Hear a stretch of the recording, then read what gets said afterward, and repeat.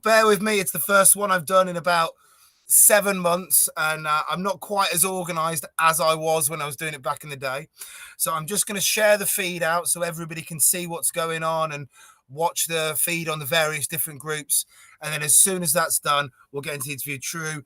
Uh, Hopefully this will give a chance for a few people to come into the room and see what's going on.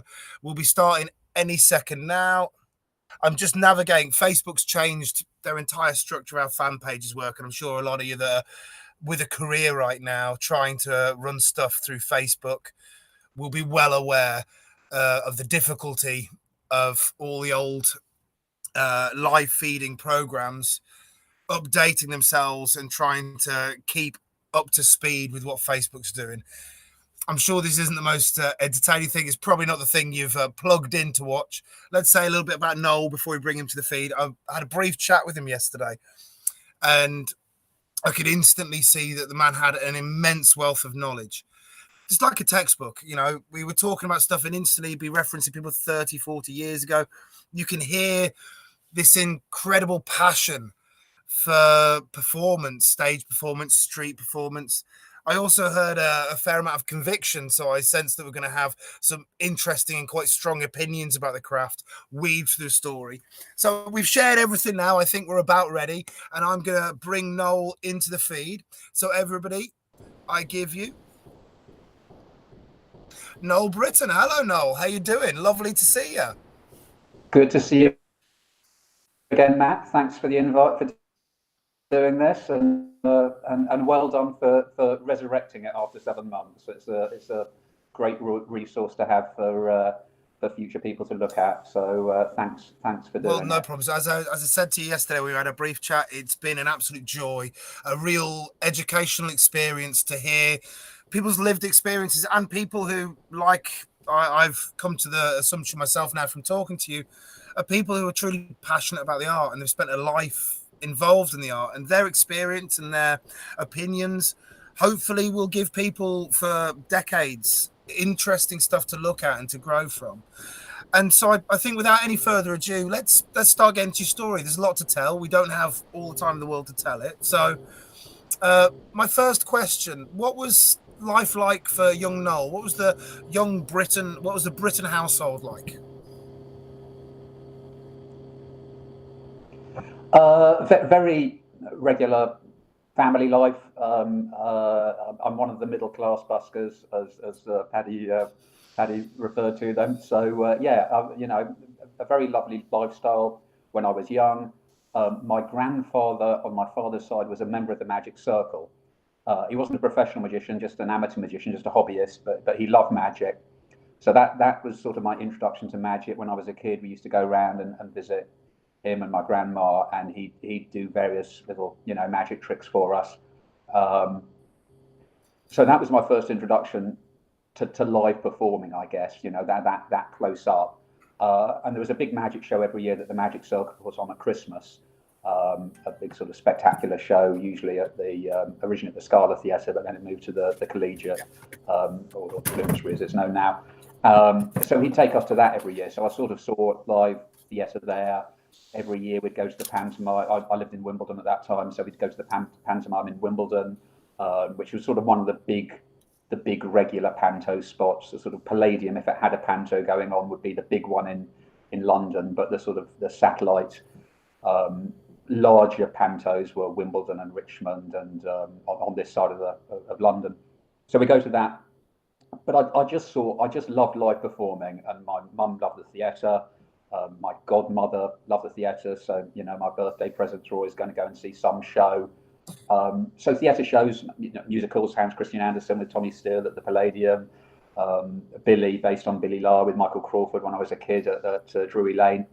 But not only theatre shows, also just I love live performing. So circuses, shows like Disney on Parade, which was this sort of big arena show that Disney would bring over every Christmas. It was sort of just this big parade of spectacle, really.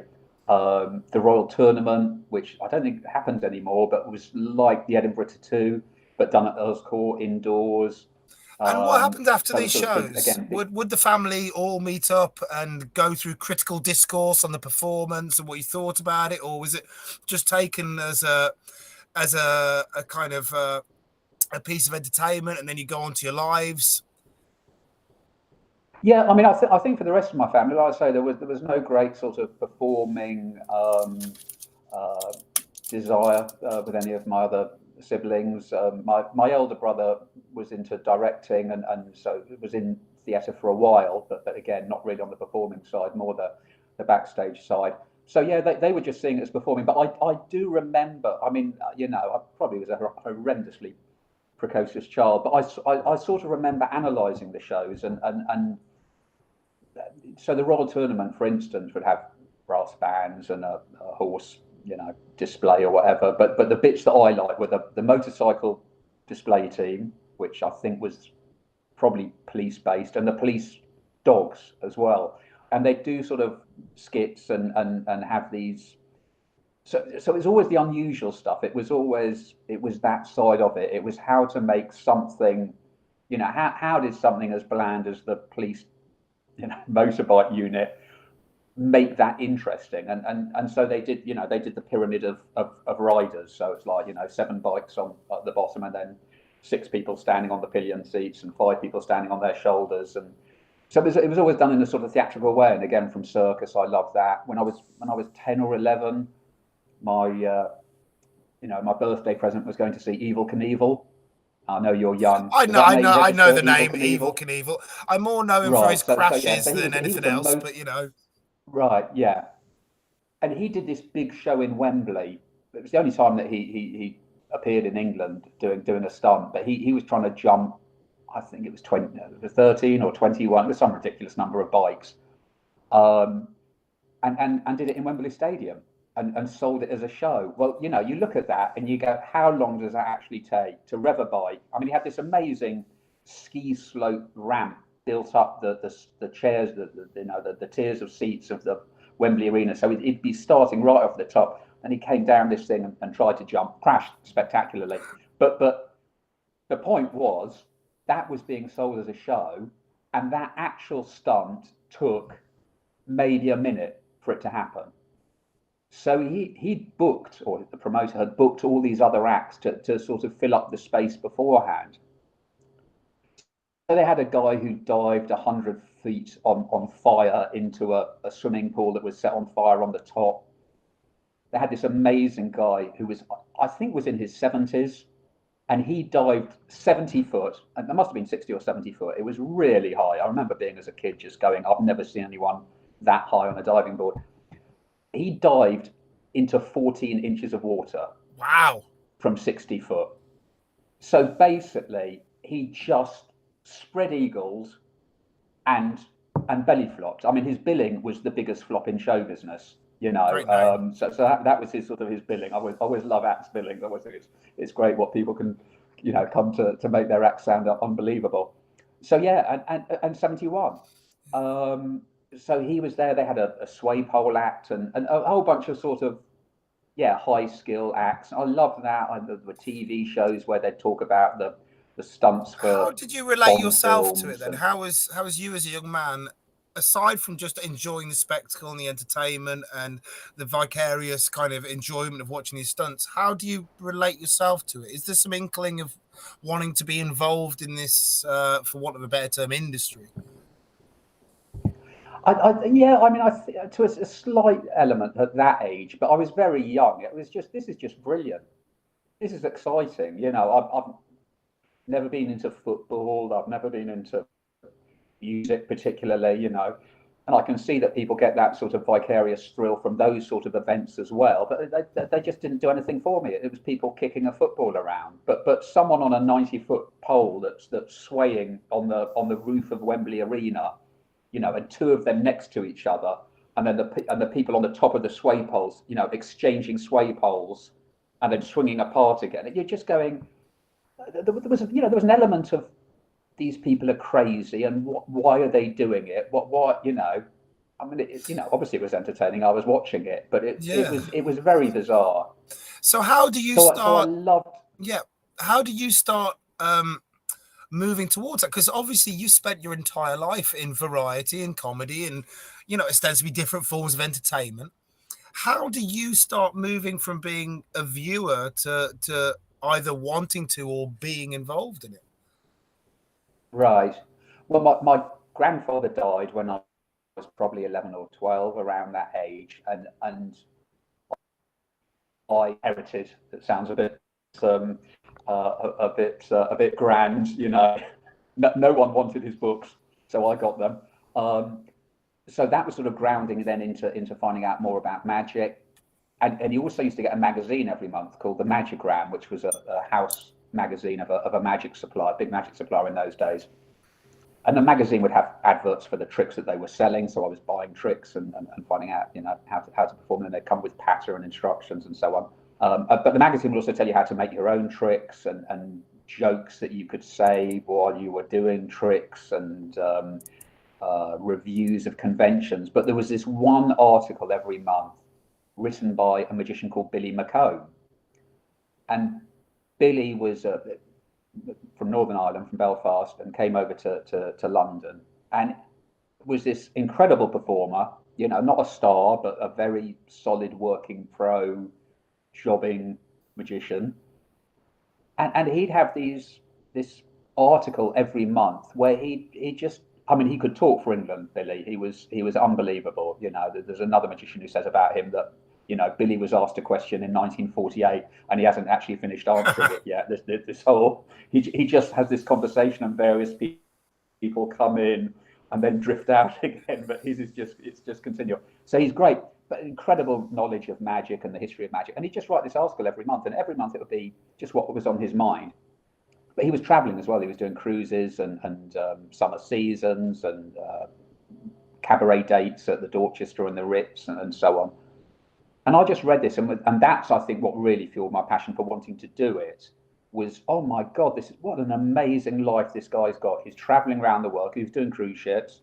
So each article there'd be a picture of him by the pyramids or the Panama Canal.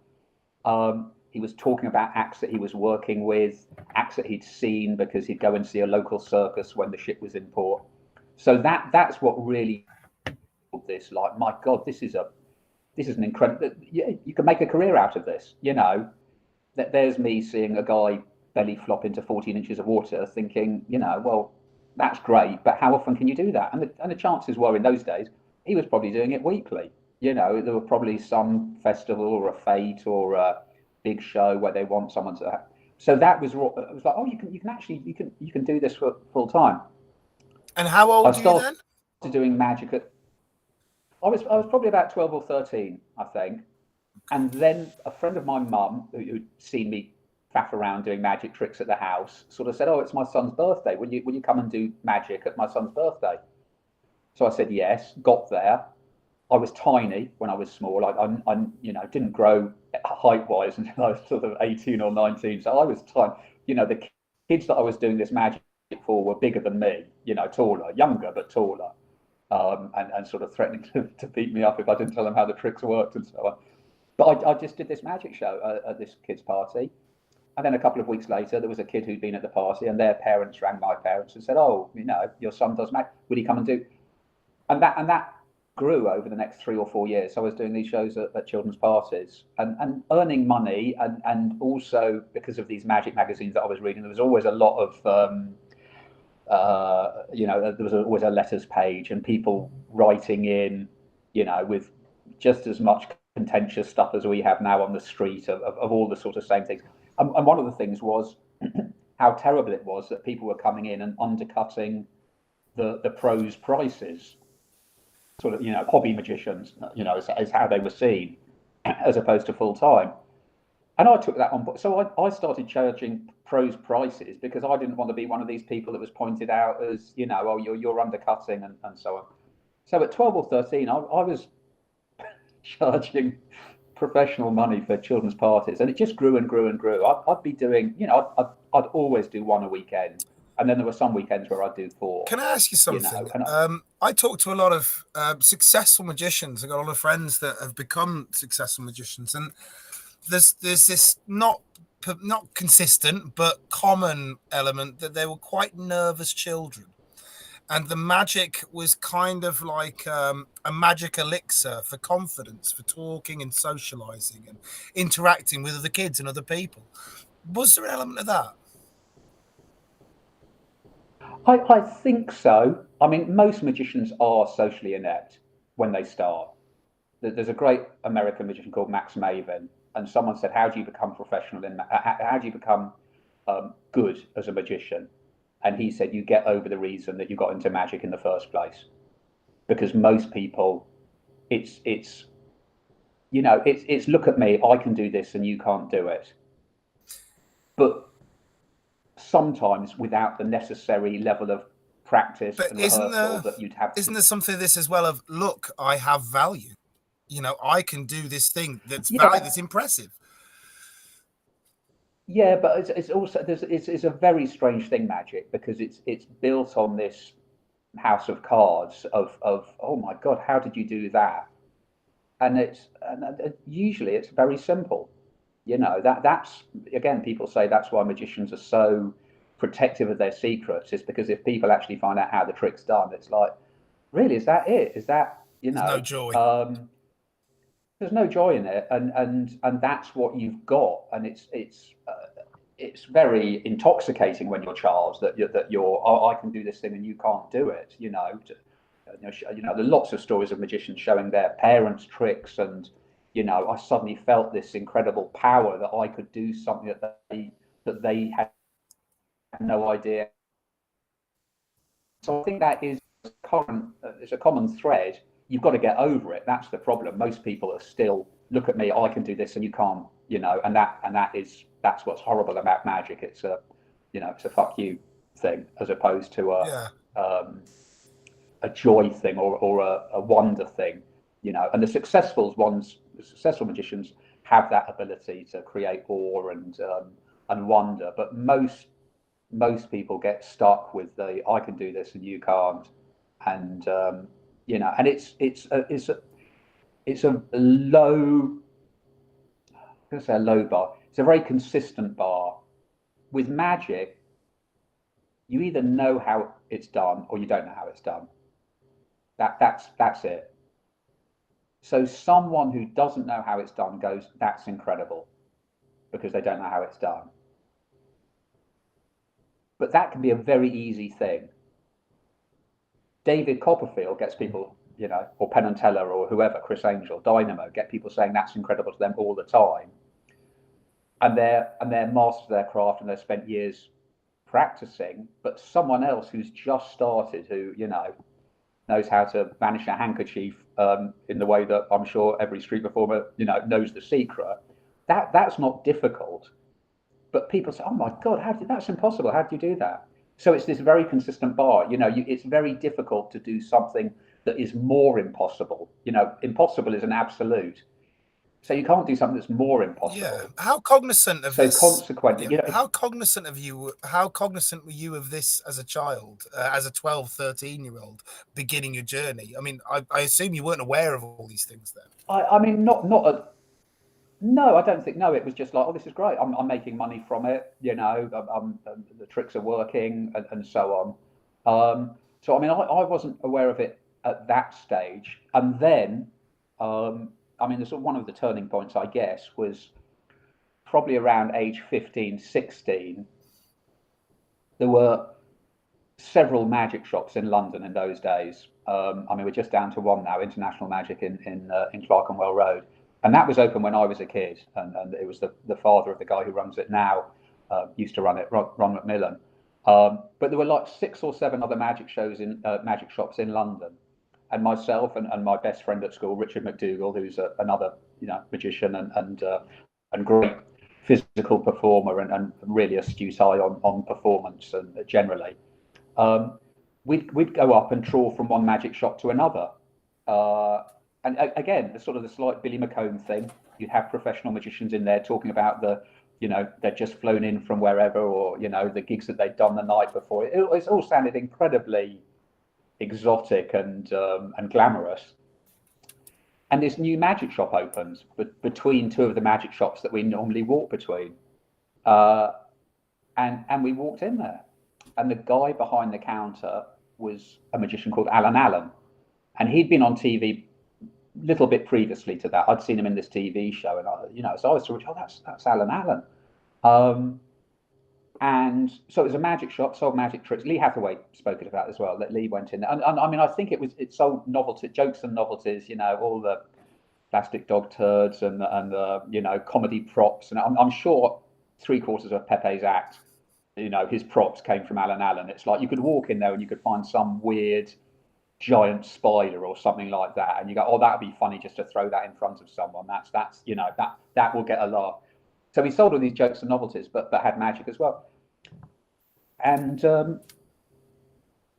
again, like Billy, had travelled the world. So Alan was an escapologist, and he was the first person. Previously, Harry Houdini had hung from a rope and escaped from a straitjacket or escaped from chains. Alan was the first person ever to set the rope on fire. Okay. So now there's a time element. You've got to get out the chains before the rope burns through. And he did it legit. I mean, people since then have had wire cables in the rope and so on, and all sorts of fancy gizmos. So there's no danger. But Alan did it legitimately, and because of that, because he was the first one to do it, and because it was a big spectacular stunt. He could do it from a helicopter. He could do it from. I mean, there's pictures of him up the sides of churches and cathedrals in Europe. I mean, he's literally just a dot. It's so high, it's unbelievable. And he travelled the world because of this act that he did. And then you walk into the joke shop and he's sitting there with a big safety pin through his head and another one through his nose, and that one's 15p and that one's £1.50. But he had all these incredible stories because he'd travelled the world. He'd met all my heroes in magic. I'd mention names and it would be, just he'd refer to them by their first name, or he'd worked for Tommy Cooper at Tommy Cooper's joke shop. So Tom said to him, oh my God, he's calling him Tom, not Tommy. Just that level of, oh my God. So you're a bit almost starstruck. Yeah, completely. But with validation, he was one of the highest paid speciality acts in his day, because of the danger. It was. There are very few acts that you can sort of sell on a danger level where an audience can look at it and immediately go, oh my God. The Wheel of Death. Do you know the Wheel of Death in the circus? Is that the motorbikes? No. This is like it's like a huge hamster wheel with a bar connecting another huge hamster wheel that's pivoted in the middle. So the whole thing can go round. Yep.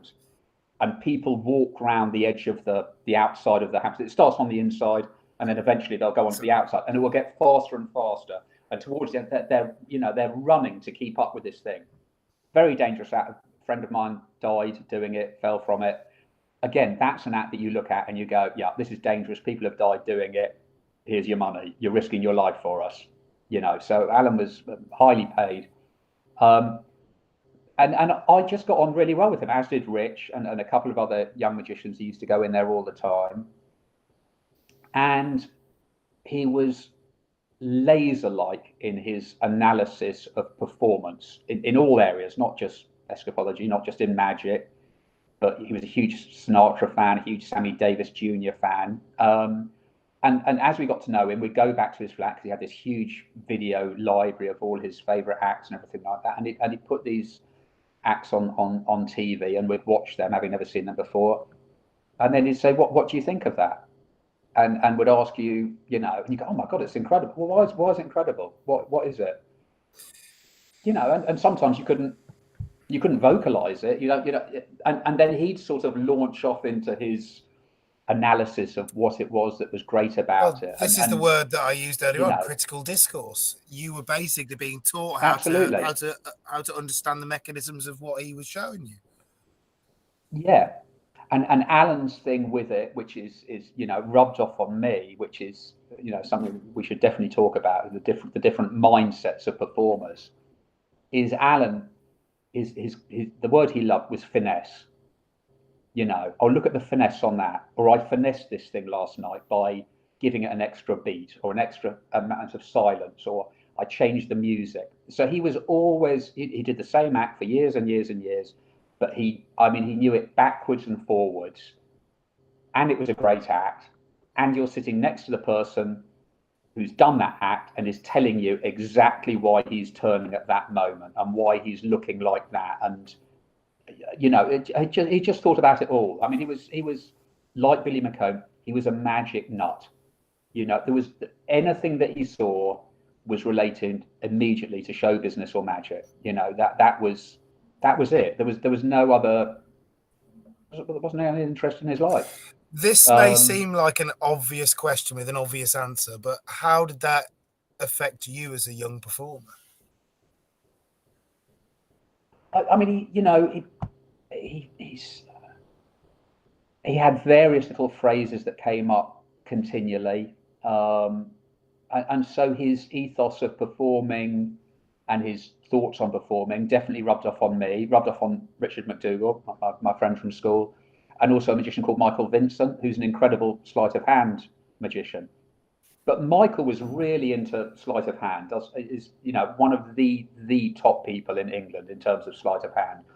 Beautiful soft hands and just you can't see anything. It's remarkable. Rich was a physical comedian and a physical performer, so very visual. Loved the visual side of it. A big fan of Laurel and Hardy and Buster Keaton and all those people. And I was verbal. My thing's always been verbal comedy. That's what I suppose I veered towards and loved. And we've all become, reasonably successful in our own fields. And those are three completely different fields, and they're the fields that Alan had no performing skill in. He wasn't good at sleight of hand. He wasn't a physical comedian. He wasn't a verbal person particularly. So these things that he'd said to us, that all an act is a vehicle for communication. That's all it is. Are you communicating? Are you communicating with your audience at the moment, or are you showing off? And showing off is communicating. It's just not a particularly nice side of it, So he'd have that.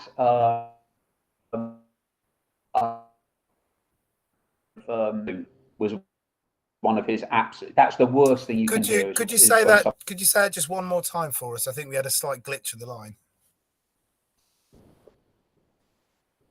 Sure. Yeah. No. One of his things was that'll do. That was an absolute no-no. It drove him what? He said, no, get better. It's not good enough. It can always be better. It can always be better. Try it a different way. Try this, try that.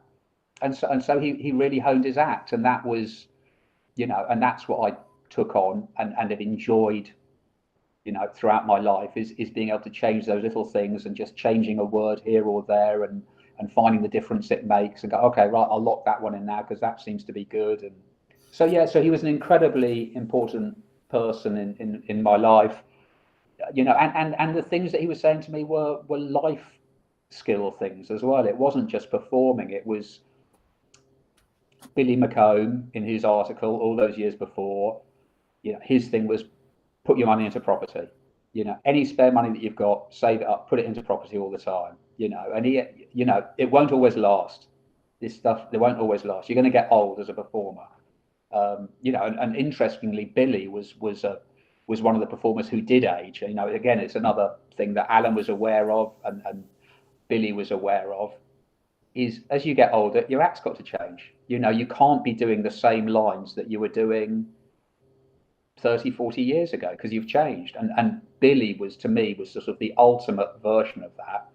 And was working as Amazing Jonathan's support act in Las Vegas when he was in his 80s. It was like George Burns. It was, someone said to him, you should be the George Burns of magic, and suddenly it all changed. He walked out on stage and he looked at his watch. He said, I can't be long because it's rice pudding night at the home tonight. Yeah. Now that's only a line that you can use as an old person. He wasn't using that when he was 30 or 40. Yeah. And he was playing on the sort of slightly dithery, I've lost my place, which again, as an 80-year-old man, seems much more believable, much more authentic than someone doing it when they're 20 or 30. Isn't that the understanding of how the audience will perceive you before they've learned anything about you, just by how you appear? their prejudice and then playing to that. Yeah, yeah. It's, that they've made their mind up when the first time they see you, and in the first, people say the first 30 seconds. I think it's faster than that. Yeah. And Alan was great with that. When we were watching videos, he'd go, why has he done that? We used to watch stand up, and it was sort of at the start of the alternative circuit, and at that time. What year was this? Just to double check. Just save people going through the maths. I suppose this would. Yeah, I guess this is very late 70s. Okay. I guess. Yeah, late 70s. But one of his things, we were watching a stand-up comedian once, and the comedian came on stage. He took the mic out the stand and went to put the stand at the side of the stage. And as he turned, he went, "So how are we all this evening?" Like that, and then, sorry, and then turned back. Alan went, that's not a way to introduce yourself. When you open the front, he had all these weird analogies. When someone opens the front door, you want them to look at you in the eye. Imagine someone opening the door and going, "Oh, how are you?" You're not caring. You're not caring about that person. You're not caring about So he had all these sort of things where that's just wrong. Bizarre ones, some that I didn't get when I was young. I still don't get entirely, but they've rubbed off on me to such an extent. I was watching a TV show once, and the host of the TV show was wearing a hat, and I was going, "That's disgusting," like that. You go, what's disgusting? He's wearing a hat like that, and you go, "Well, why is that disgusting, Alan?" He said, "This is Alan's analysis. I've invited him into my house by switching on the TV. I've invited him into my house. He should take his hat off." And you sort of go, that's a bit weird and a bit odd. But as I've got older, you sort of go, yeah, actually, hats aren't good. As soon as you've got that peak there, usually there's a shadow on the eyes. You're not open. You're not being as open as you can. It's closed. Yeah. In the same way that you're turning, it's slightly closed, or it could be more open. It's not that it's closed. It could be more open. Yes. This stuff is incredibly fascinating, really, really interesting. But we're verging up to 40 minutes now, and I think we're only reaching the very beginnings. So I assume that this glory time with Alan of going and seeing videos and learning, this time it shifted and it moved on to something else. Did this last for decades, or was it just a couple of intense years? With like seeing Alan, and it seems like it was a process of learning. This was when you established your ideals of performance. He was undoubtedly a mentor, if you want to see it that way. When I was young, and a teacher, and again, never took a penny. It wasn't like I want money for this. It was this love of performing and wanting to get. He was ruthless. Don't get me wrong. A lot of people hated him, really didn't like him because he cut through all the shit. I said at one stage, asking Alan what he thinks of your act is like bleeding near a shark. He's going to have you. He's just going to rip you to pieces. But that's kind of what you want. If you that's ask what you want. You want honesty, brutal honesty. Absolutely. Absolutely. But of course, most people, unfortunately, in magic, and I think performing generally, I think people don't want honesty. People want smoke blown up their arse and, "Oh, that you were brilliant." And Alan never said it. He never said it. And Michael, the close-up magician, Michael was his golden boy, and I said after Alan died to Michael, I said, you do know, how proud Alan was of what you achieved and everything like that. And Michael looked at me. He said, he never said it to me. But isn't that whole idea of you can always keep improving? And for him to say you're there would be him putting a full stop on it and saying we're done. Yeah. Which is the death of progress. Yeah. And why bother talking about the stuff that you've done well? Because you've done it well. Let's concentrate on the stuff that you've done badly and make it better. But so many people aren't prepared to hear that or listen to that or want to hear it, But was, Richard was, and Michael was, and I think he appreciated that. And here are guys who want to learn. So yeah, so I mean, it went on for years. I mean, I knew Alan up until the day he died.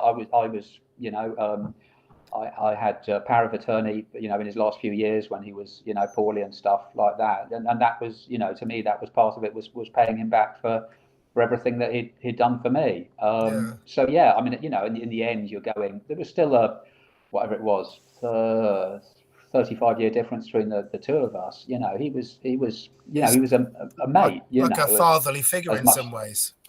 Yeah, absolutely, Is that absolutely. why when you started on the street you did straitjacket? It's part of it, yeah, yeah. So Alan was a huge influence on my life, and then I went to university. So I went to Bath What do you do at University, university? business Why? administration. Um, I think partly there wasn't anything else I sort of went I was good at, well, I hadn't studied business, so I didn't know that I wasn't necessarily good at that either, but it was an uncharted area of Is possible it this failure. classic thing of you've got Um, to get a career behind you, just something to fall back on? yeah, yeah, my parents were like that. I mean, my father had a very small advertising agency, and I think probably in his head I was potentially going to take that business over. Maybe. I mean, it was never said. I don't know that, and he died while I was at university, and the firm got wound up, so that wasn't even an option at that stage. But I think there was probably an element of that. And my mum was very much, and my dad as well. Get a degree. It's something to fall back on. Once you've got that, we'll support you in whatever you want to do, but make sure you've got something to fall back on. And again, understandable, and I'd sort of say the same to people nowadays. In the main, it's good to have something to fall back on. The truth is, after 2 years of street performing when I left university, it didn't mean anything, especially in business. If your CV is, what's your skills? Well, my skill is standing on a street corner going, look at me, look at me. It doesn't mean anything. Um, Yeah, very much so. I but mean, so yeah, so I went. it's very hard to get a job after working on the street for decades. Was it the first time you did street shows in Bristol? Was that the first time you'd gone out and built a crowd and gone through that process? Yeah, in In Bath, Bath, in Bath, Bath. sorry. So yeah, I mean, and Bath, yeah, and Bath, for the people who don't know it, it's an incredibly twee tourist city, lots of beautiful architecture. So that's where I did my first street shows. Part of my university course, I did 6 months placement, and the first placement I did was at IBM on South Bank. Um, and if I could wangle it to stretch my lunch hour, I'd before I'd street performed. So I saw street performers in Covent Garden in 1983, that would be. Um, and previous to that, again, just because it links in with stuff that John McKenna talked about, and JJ Waller and Nick Nicholas, I saw Johnny Eagle, this very old escapologist who used to work outside the Tower of London on Tower Hill. Um, and also the Budgie Man, which I don't think anyone has mentioned. The Budgie Man, it's a guy who used to A do couple of and people act have with mentioned the Budgie budgies, Man. sort of train budgies. Oh Yep. right, okay. But I saw him when I was a kid as well. We went to see a film in the West End, and he was doing a show to the sort of the cinema queue. Um, and I do. It's an amazing. Again, I'll come back to this later on, because I think it's a really important thing for performers to realise and to remember and to understand. Is that guy? You know, you haven't done a talk with Keno yet, have you? But I'm sure No, not Keno saw yet. him when It's he on. was. It's on the Yeah, I'm cards. sure Keno. You're going. What an incredible legacy that this guy's got. That these performers who are, have made a name for themselves, or however you want to call it now, in street performing, all saw that performer and all remember it 50 or 60 years later on, and remember it. Maybe that wasn't necessarily the thing that got them into street performing, but created such an image. And Johnny England is, he's not a name, now. Um, but what an incredible legacy to have, you know. And that is what I try and remember every time I step on stage, is there could be someone in this audience, a kid or whatever, who sees this, and you're changing their life by seeing it and going, wow, I've never seen anything like that before, And they're you know. inspired And and it that has is, I impact. think that's, yeah, yeah. And you know, if that has happened, and I'm not saying it has with me by any means whatsoever, but if it has happened, I'm not going to know about it, because I'll be dead and gone by the time they make the most of it. And you know, so again, I don't think you have to be a star or, you know, internationally famous to have made a huge difference to someone else's life. There was a magician in America called Harry Collins, who did school shows in the American South, and Lance Burton, who was a huge magician in America, in Las Vegas, had a big 13-year show in Las Vegas, $100 million contract for 13 years. Wow. And Matt King, who's a comedy magician who's been working in Las Vegas for almost 30 years, 2 shows a day, for 30 years. You know, one of the top comedy magicians in the world. If you ask people to name 10 comedy magicians in the world, Mac would be in every one of those lists. Both of them saw him when they were at school, you know. And this is a guy that no one, you know, there's no books about him or anything like that, but this guy has created these two, you know, incredible magicians in completely different genres. Lance Burton, you know, very suave and sophisticated in the dove act, and Matt King, you know, goofy comedy magician.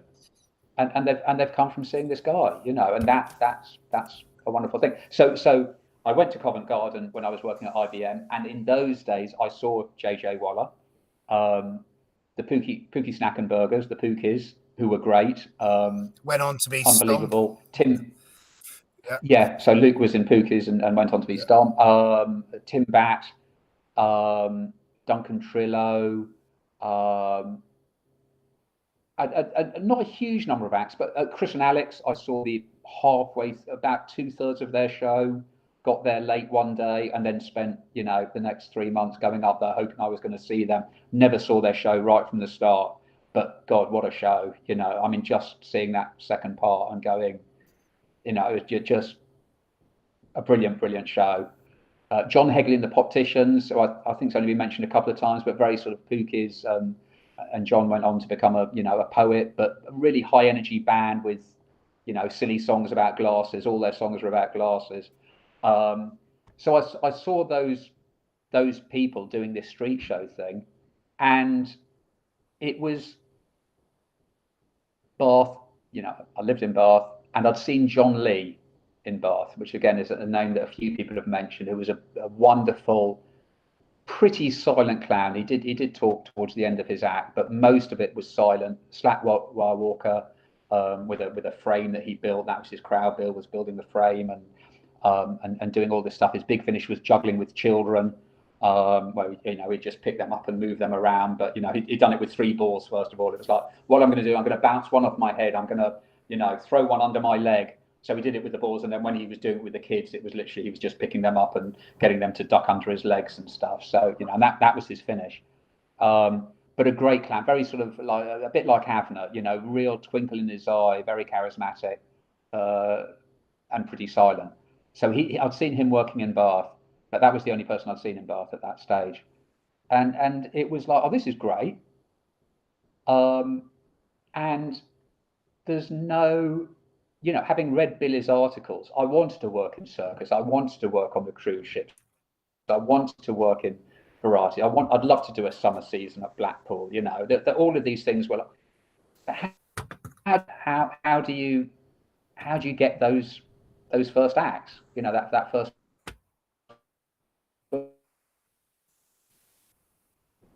Um, so that's what I did, and I did a couple of magic tricks, and then I did the bucket of water escape. So What's what the I bucket of hadn't water seen escape? at that stage, I hadn't. So the bucket of water escape was sticking my bucket. It's a parody of Houdini's water tank escape, and so Sid Rasputin, and I never saw Sid doing it. What I did see was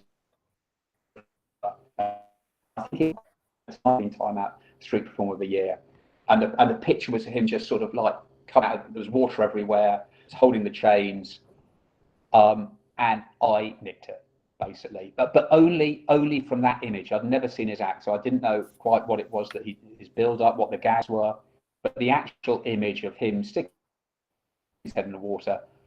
And part of it was from Alan, part of it was from him talking about and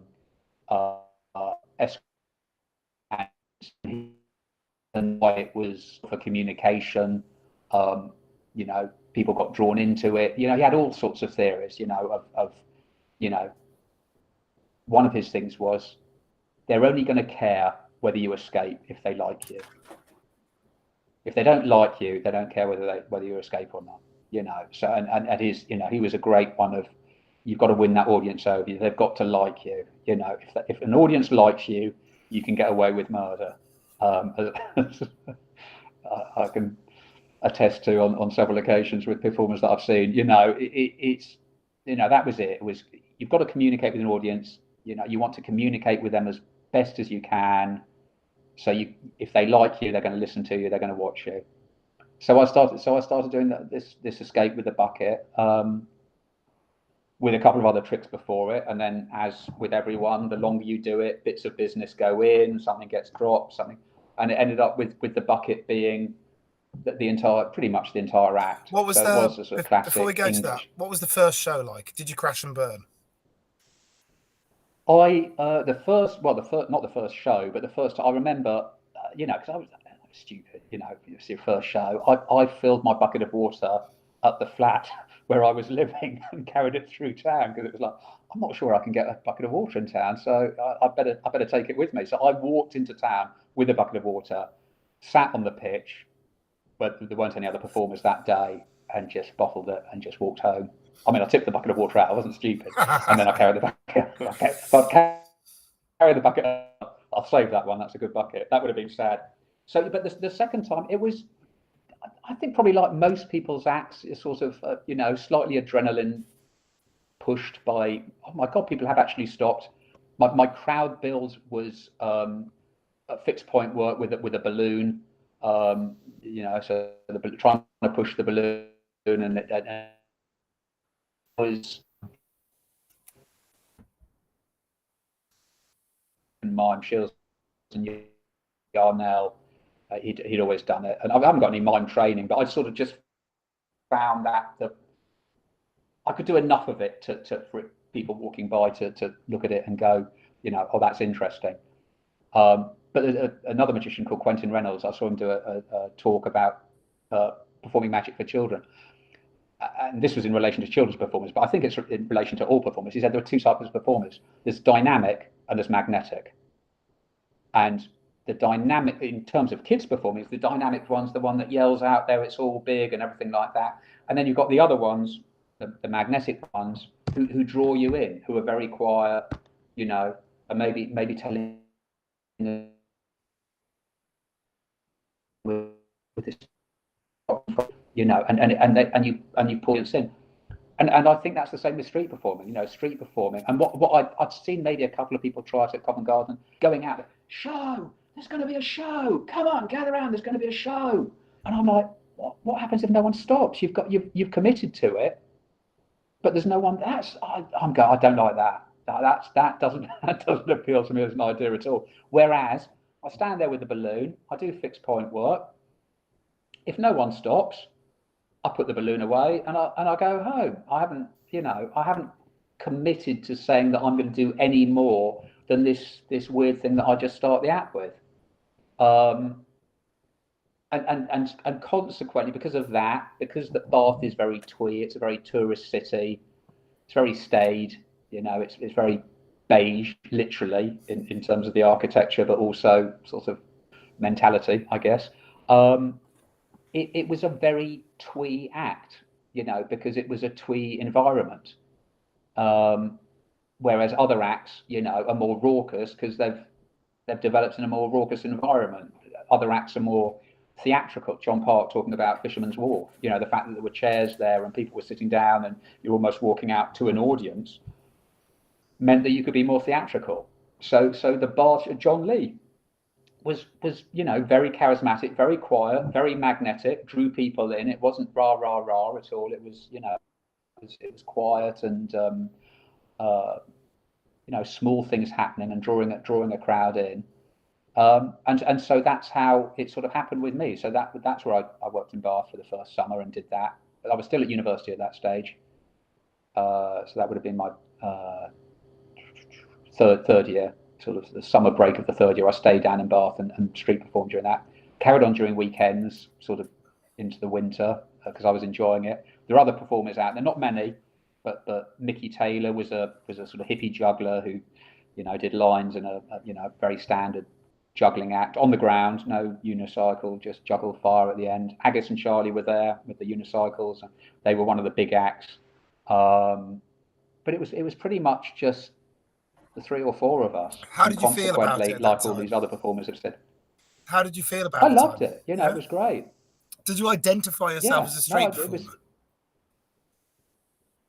Yeah, I guess so. I mean, you're not, you felt you were getting away with it, and it's not. Oh, this isn't. I'm not one of the big boys because Johnny's walking a slack rope, and Charlie and Haggis have got 6-foot unicycles, and I'm sticking my head in a bucket of water. I can't say that I'm the same as But them because I mean more as a these are. virtue, this idea that either you're booking the system or I'm supplying entertainment to everybody and not just the wealthy people in the venues. Or there's loads of different things that people anchor onto with street performance, and they give themselves virtues and they identify themselves with those virtues. I think part of that. I think part of that for me was giving people an experience. One of the things that happened in Bath, I think more than in Covent Garden, you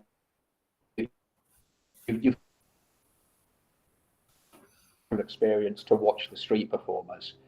That wasn't the case in Bath. They were out either to track. Love the fact that people weren't expecting to see that thing, and then they saw it, and that was, I've worked San Francisco,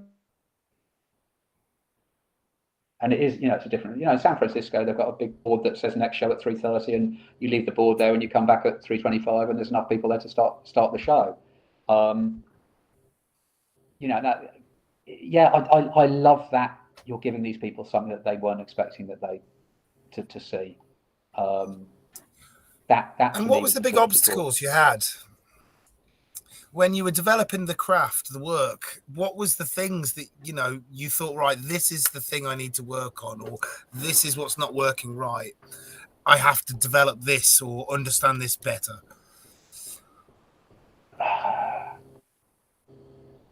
Yeah, I mean, there are aspects of it, you sort of realize, if you're talking about the money, well, let's give them a definite amount of money to consider that they should be giving, so you could think about the hat side of it, you could think about the artistic side of it, and that needs an extra line in there. I mean, so many of my lines came from something happening in one show and going, right, can I manufacture that in the future? And again, another pivotal moment, I guess, for a lot of the stuff that I've done is I saw, this was when I was at between school and university, went to see a farce, Can't Pay, Won't Pay by Daryl Foe. Sylvester McCoy was playing the lead. It's a farce, and at one stage he breaks the fourth wall. It's only him on stage, and he comes forward and he starts talking to the audience, and he lost his place. He just corpsed, didn't corpse, but stalled, and just couldn't remember where he was. But the fourth wall was broken. There was no one on stage to help. And you could see him trying to remember what it was that he was meant to say next, and it was slightly embarrassing, but it was fascinating, because it's like, oh my god, what's he going to do? And then he remembered sort of where he was and started saying it, but you knew as an audience member, and you could see him realize, I've done this bit already. This was a bit earlier than where I've lost my. So he started speeding up just to get through it, so that he could get back to the bit where he needed to be. And it was, And you so know, he it's didn't very acknowledge funny. You it. know? He didn't wink at the audience or kind of No, let them in yeah, on this there thing. was a slight element of like, you know, because we've heard this bit, so I'm just going to get to the bit where and then it carried on. And it's a great show anyway. It's a brilliant show. So I took some friends back to see it. I said, "Oh, you've got to come and see this show." But I'm sitting in the audience before the show, going, "It's a very funny show." I said, "But the night I saw it, it was unbelievable because he forgot his lines and he had to, you know, and it was just one of the funniest things I've ever seen on stage. And then, fuck me, he does it again. It's part of the show. It was that convincing that you bought the moment. It was that convincing. Yeah, and it was you know, it was planned impromptu or a planned mistake or whatever, you know, term you want to give to it. But it was brilliant. And I loved it. Now I know other people who see stuff like that in shows, and it really annoys them. They feel that they've been taken in and they've been ripped off because they've bought into it, and suddenly it's like, oh, they do that every night. Oh, that's not. Oh, it's not But special in that's that like the case. magic. It's like the And I'm magic trick, going, isn't it? It's like revealing a magic trick where you go, "Oh, that's how it's done." yeah, All the wonder and all the excitement just dissolves. it dissolves, but also at the same time as learning how to make a handkerchief vanish in your hand, you now know how it vanishes, but you go, but why doesn't anyone see that? How actually, I didn't see him get that into place, and I didn't see him get it out of where it needs to go. I know how it. Still, there's still a level of impression that you can get from it, and that's how I felt about Sylvester McCoy doing this you know fake. So I loved it. So that in my street show, there was a bit where I made a mistake. Physically, I get stuck in a position that is, you know, not the position I'm trying to get from one position to another position, and I get stuck halfway. And I acted it out that I was stuck, and I'd start going, I'm stuck. The show's over.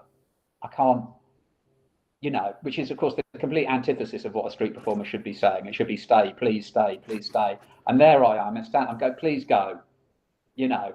And I'm not joking. I'm stuck. The show's over.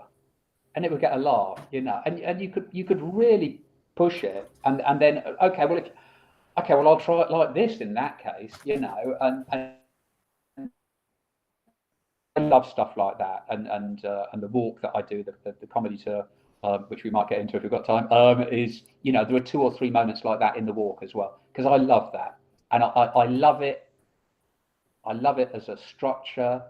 I love it if you think your acting was convincing enough that people bought into it. And sometimes they don't. It's that old, you know. It's a bit like a trapeze artist missing the first somersault. You know, it gets better applause the second time.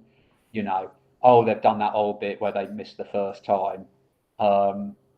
You know, so you can be disparaging about it. I mean, you're not losing anything by doing that. It's a theatrical device. It's communicating. It's much more exciting to see someone do something than. There's a reason these And things having become seen that show the first theatrical time. devices, right? There's a reason why these things become Yeah, tropes of the field, because they work. They yeah, build tension and yeah. worry and jeopardy.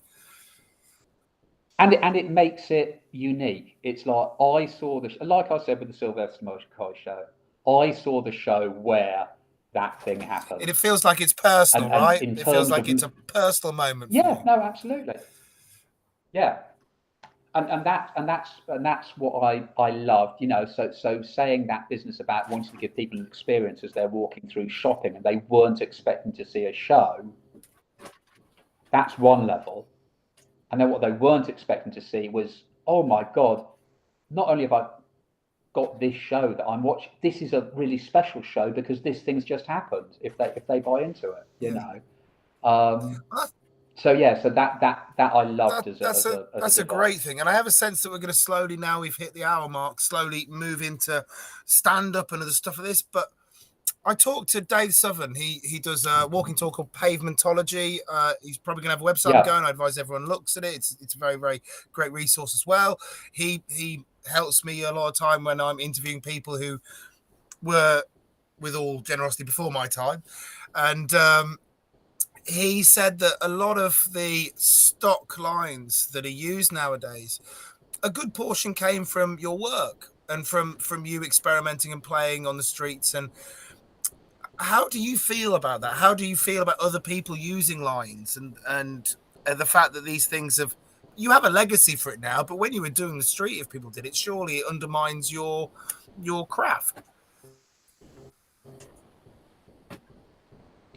Yeah, I mean, firstly, it's very sweet of Dave. I certainly wouldn't say a good portion of lines out there, but I mean, there are definitely things that I sort of feel that I came up with, but also I'm well aware of um, the concept of two people coming up with the same sort of thing at the same time. It's when it's a line that, I mean, I had someone rip off two of my lines, and use them in the Royal Variety Show, and it was the same syntax, it was the same word structure. You're going, Intonation and no, everything. Yeah. you've Yeah. taken that. Yeah. I mean, probably not the intonation because they haven't written the line, so they don't fully understand it. Um, and that again, I find that I was watching a comedian just recently, a very interesting guy actually called Paul Squires. If anyone remembers it, he sort of hit the big time in the 1970s on the sort of talent show, Britain's Got Talent type show, and had a couple of series of TV shows, and then just disappeared completely. I mean, he turned his back on fame, still carried on performing, but and like I said, I'm fascinated by fame, so he's a very interesting case. But I was watching one of when he was on the Royal Variety Show, and one of the lines he did in the Royal Variety Show was, it's a sort of standard gag now, and even more so then probably, was so his wording was uh, a man goes into a bar. He said, ouch, it was an iron bar. Yeah. Okay, so that's the gag. But that's not the gag. The gag is a man walks into a bar. He says, ouch, it's an iron bar. A man goes into a bar doesn't it's the wrong structure. It doesn't. So he's heard someone else use it and not remembered it quite properly, and it will still get a laugh because it's got a certain rhythm about it, and you've got the ouch and you've got the iron bar, but it's not proper. It's not it's not proper. So that concept of if you've written something, of knowing where it came from and why it is there, I think you can tell quite often. Not all the time. People can take lines and they can use them very successfully. But again, going back to Alan, Alan was talking to Channing Pollock. Channing Pollock was the first magician who produced doves. That sort of thing that's become so standard. The handkerchief, bundling it up, and there's a dove there. So Channing Pollock was the first magician to do that style of it. There was another magician before who produced doves all the way through his act, but not the balling up the handkerchief and the sort of creation of life, if you want to see it that way. And Channing was one of the most ripped off magicians of all times. Everyone started doing dove acts. He was a big star. Oh, this is an easy way to make money. I'll do Channing Pollock type And act. do you think that diminished his So he career? was. Do you think that affected him negatively? I don't. I mean, then he went into movies. He filmed a few movies. He was a very good-looking guy. I mean, his billing was the most beautiful man on the world, the most beautiful man in the world. That was his billing. Doesn't even mention magic. I mean, he had incredibly good looks. And Alan, again, in his analysis of Channing, said he walks on stage, and this is fairly crass, so I do apologize. But he said he rapes every woman in the audience with the way that he looks at them from the stage. He was in, real sexual energy about him, and then does this magic act, and very good looking. So he went into movies but retired the dove act but he was talking to Alan, and who again was ripped off because the burning rope then became a thing. It's like, oh, this is a good bit, so I'll take it. And they were talking, and Alan said to Channing, all these, doesn't it get you down? All these people ripping off your act, and it does my head in. How do you cope with it? And Channing said to Alan, he said, they can take what we do, but they can't take what we think. And it was that thing of, he knew why he was standing in that position to get ready to do that particular move, to do that trick, because he'd gone through it, and he'd realized that, and therefore there was a body of knowledge behind that movement, that someone who just copycatted him physically would do it, but it just didn't quite register properly. So the legacy thing with lines, and it is, it is interesting, because I know people who've been, Michael Motion, contact juggler, came up with the concept of contact juggling. Didn't exist before he started. Jeff McBride, an incredibly contemporary and original performer when he first started, of his time, was ripped off a lot. And both of them, when it happened when they were young, were furious about it and were really angry before, someone's come in and taken this stuff, and they're both a lot older now. And I think there's an element of not appreciating it now. Obviously, you don't appreciate having your work ripped off, but there is an element of, like, I started something. There is a I've got a legacy. Exactly, yeah. There is a legacy. These performers have come from a style that I started and I developed. I suppose the whole issue with that is that you can put so much labor into creating something, and people can just usurp that labor quite easily. All the hard work is already done. You can just pick it up and walk away with it. And you might not have the understanding and the ability to do it, but you can make a cheap copy of it. But I suppose Michael Motion's a very interesting one, because he's created a whole different field of juggling. I mean, contact juggling is now a field that you had to call toss juggling and contact juggling. There had to be a distinction made. Incredible legacy. So you have a incredible legacy. But also, he was performing at a magic convention that I went to a few years ago, and gave a talk and was talking about this. And that's actually, I'd always heard that he was, an angry young man about it being ripped off and not getting the credit that not that he felt he should have, but necessarily, but just that his work had been ripped off and so on. And in his talk, someone asked him about it, and that's when he sort of said, oh, actually now I'm sort of more relaxed about it. There was definitely a feeling of coming to terms with it. But he did a spot in the big show for the gala show, and he's an older man now. He's not as if you look at those early tapes of him when he's in the black leotard, the body stocking thing, and just the movement and the concentration and the focus, and there's a magnetic performer. He's not giving it that. It's just beautiful.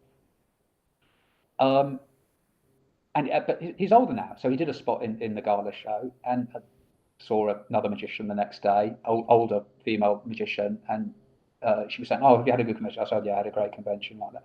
She goes, "What's your favourite thing?" And I'd never seen Michael Motion work live. I thought the talk that he gave was great. There were no tricks in it, but he was just talking about creativity and so on.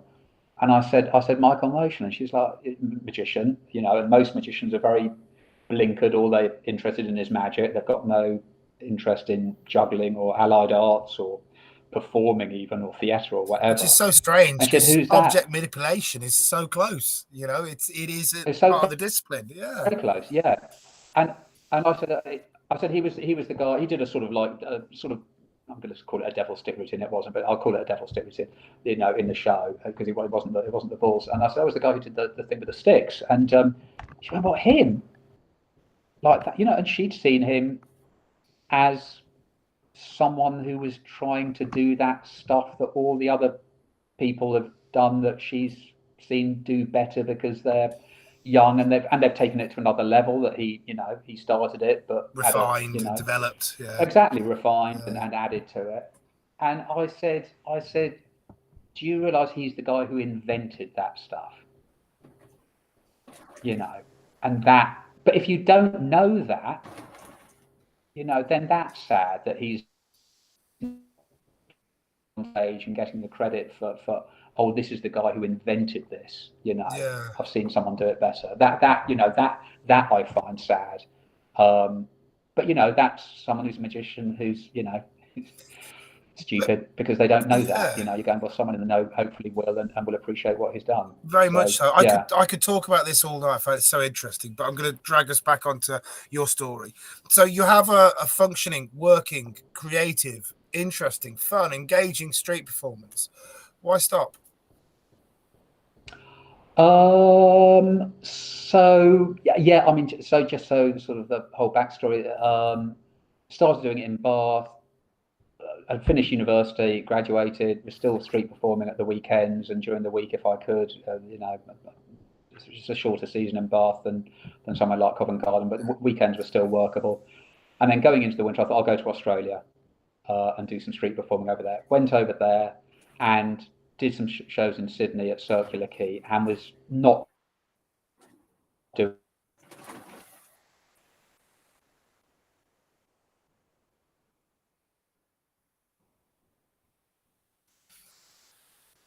I don't know if you've lost Noel as well. If you've seen through the video, I've been moving my phone around trying to optimize my connection. Noel, are you back with us? Noel, are you with us? Can you? Are you with us, Noel? So yeah, during the feed, I've noticed the connection dropping out. You're still here. Wonderful. So sorry, we lost you for a second, or perhaps they lost me. I'm not sure. We lost somebody. Somebody lost each other. You were in Australia.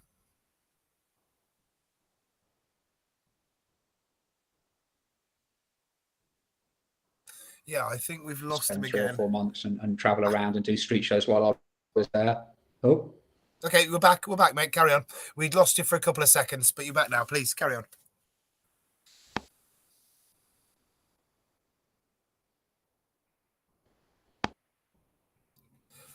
Noel, you're muting yourself. I'll unmute you. There you go. Speak. You've unmuted again. There you go. Just speak, mate. We're with you.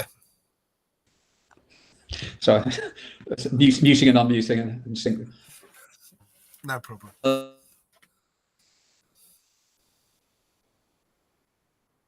Here,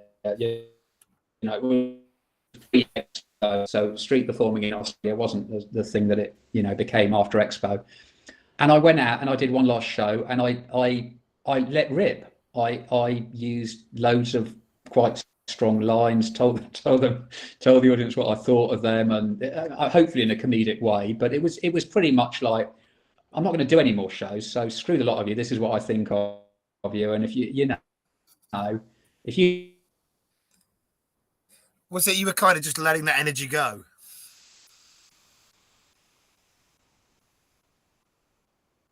And suddenly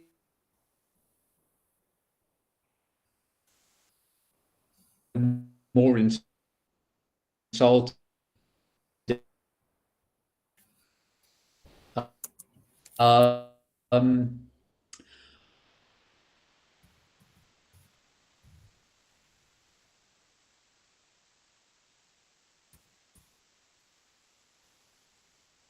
Case in Australia at the time, and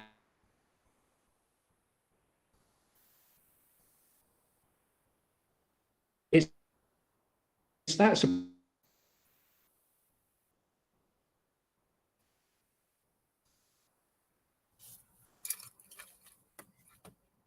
Am I there? You're there. Sorry, yeah. You keep drifting out and then coming back in again. Let's try and carry on. If it keeps going on, I'll redo. No, you're not there anymore. Okay. So I am going to put myself as a big one. I'm going to talk to Noel very briefly on the messenger and hope we can get through. Interesting, he's talking about Australia. I've heard that in Australia, the crowds, they do want you to be quite confrontational. They want you to show you've got some balls, to use a less used phrase in the UK, but commonly used as a friendly term. They want you to be a cunt.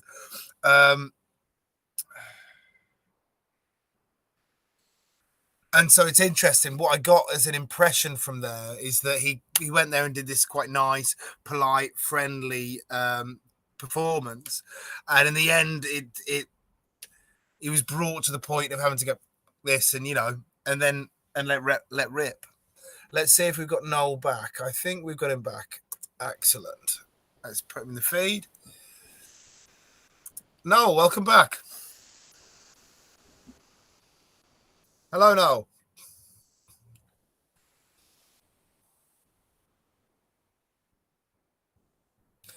Well, I thought we had him back. There we go. Aggressive, but more edgy. So yeah, so I got more edgy in my delivery, and while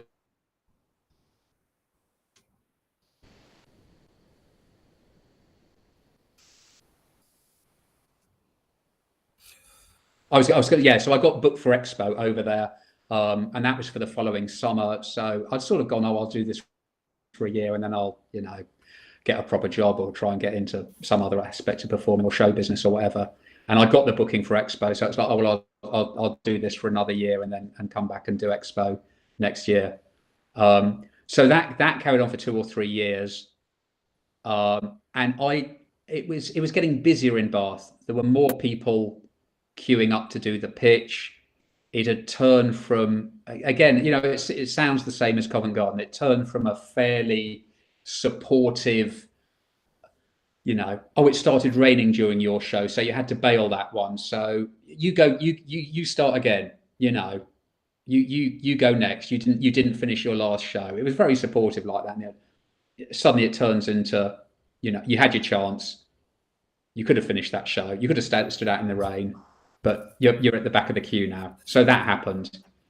The very relaxed, you can turn up at 11 o'clock and you'll probably get a show.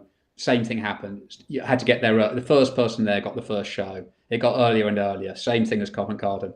People sleeping in their vans. I lived in Bath. I was living fairly nearby, but not that near.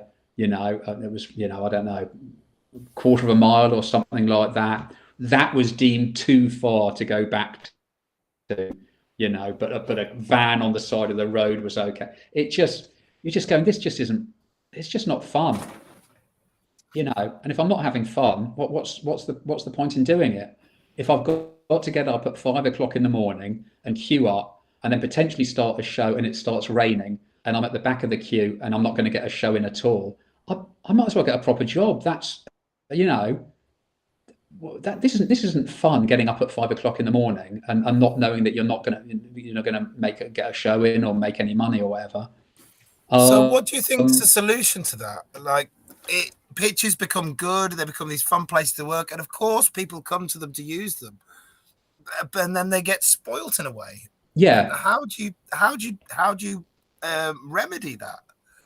Well, my solution, which no one else seems to have taken, is I went, what is it that I enjoy about street performing? I love the fact that you've got that improvisational thing, that the stuff that can happen at any time. I love that. I love being my own boss. I like the fact that I can say what I want to say if I think it's funny. I'm not particularly blue or coarse, but I'd worked at theme parks where they said you can't use this line and you can't use that line, or festivals or whatever. So I liked that I'm in charge of what I'm doing. Just trying to think, are there any other aspects of it? It was the outside, the improvisation, and being in control, I guess, were the things that I liked. What didn't I like about street performing?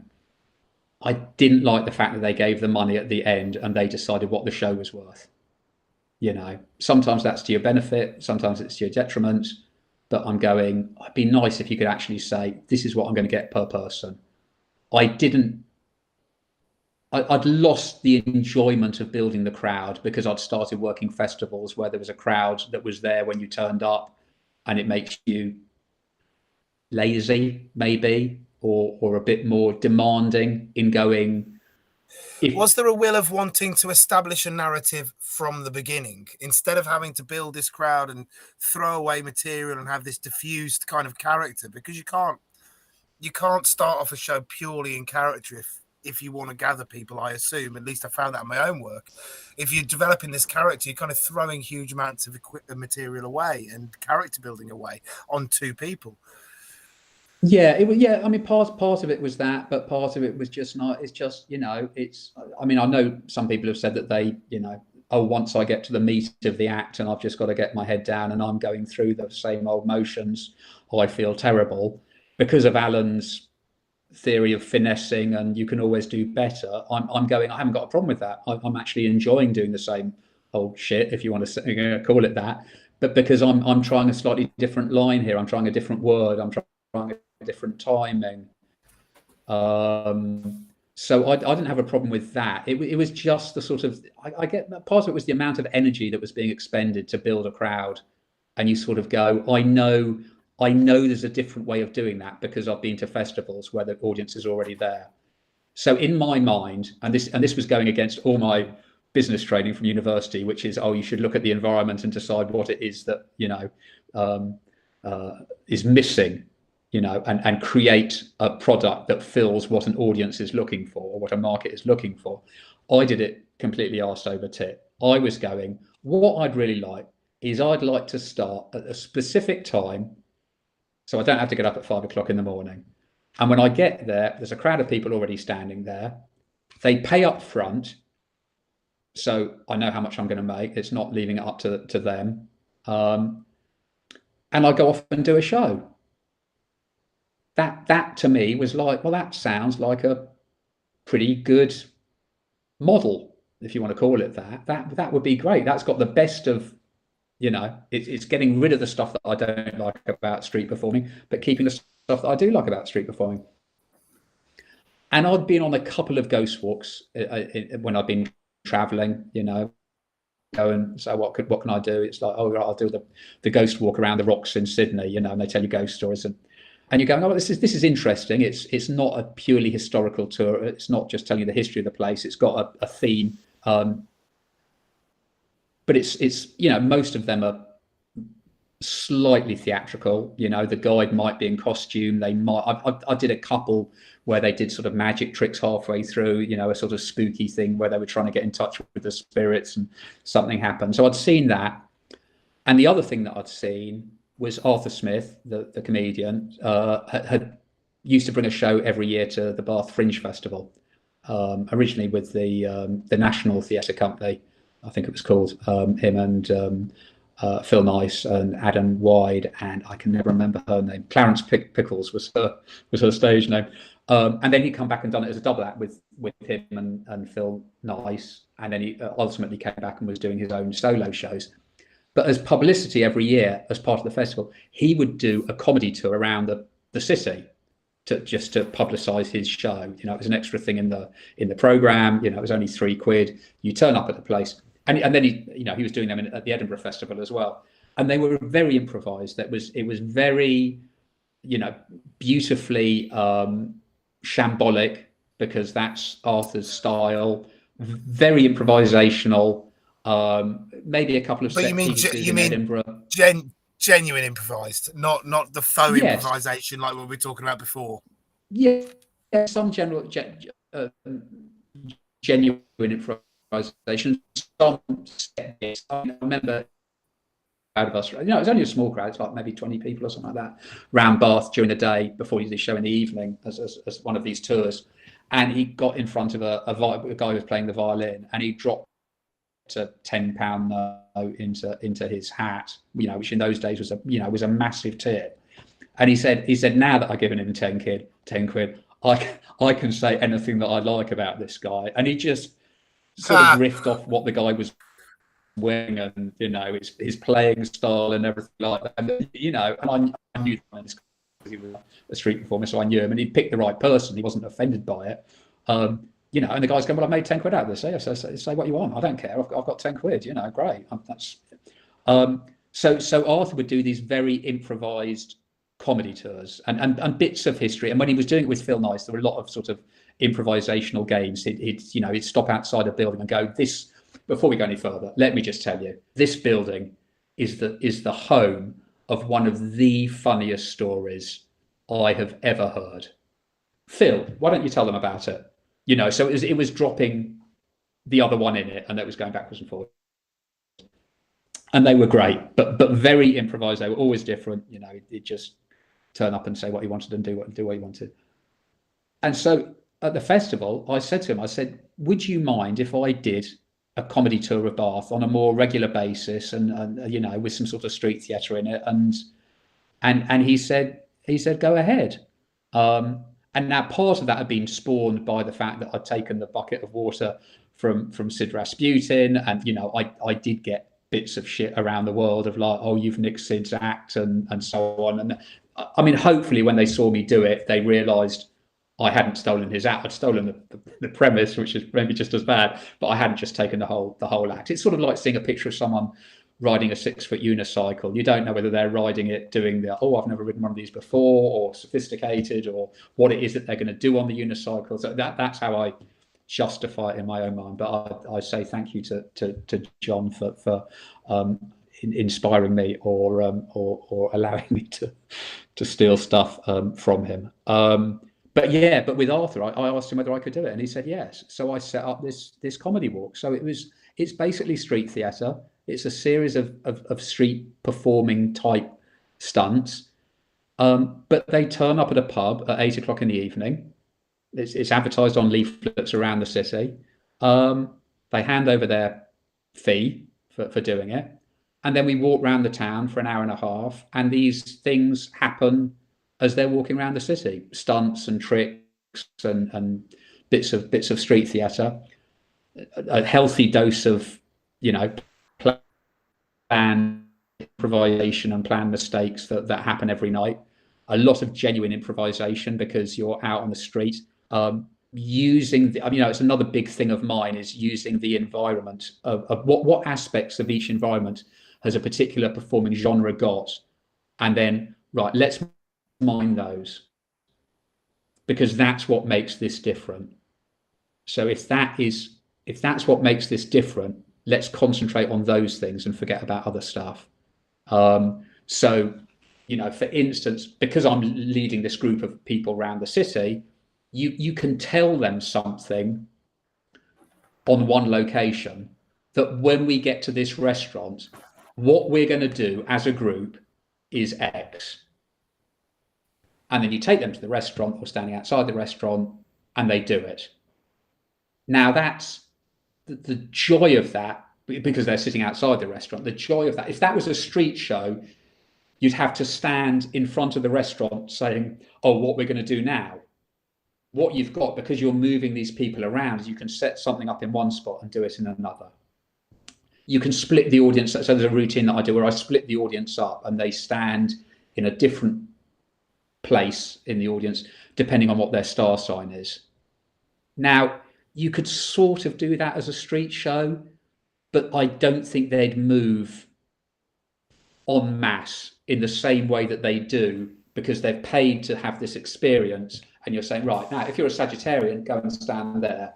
If you're Leo, go and stand there. If you're Virgo, go and stand there. They're already bought into this thing. They're bought into it, yeah. But I mean, it might work on the street, but I don't think it would be that, you know, it would be a lot more labour to try and get it to happen. Yeah. Talking about people buying into it, and it's really fascinating. I'd like us to come back to this in a moment about the different dynamics and the different things you can do on this walking tour and the way people behave and act and being in on a joke, in a, you know, approaching a site like you're all in on this thing, going to this site, you're invading this site to do a moment. I think is really interesting. But something that I'm interested in as well is, how did you get shoes on the tour to begin with? When it's first this new thing like comedy walking tour, did people instantly buy into the idea of it, or was there some coaxing to get the project up and running?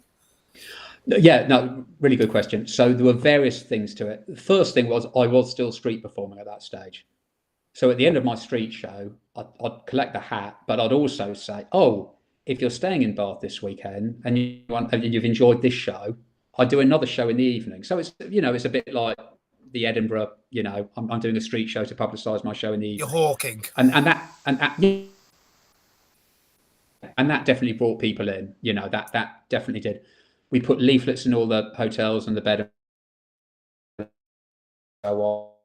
And just struggled. And I started with another guy as well. That's what I should say. So I started with a guy called JJ, who was a close-up magician. And that my I'm happy in front of a big crowd of people. I've been doing, circle shows. So give me a big and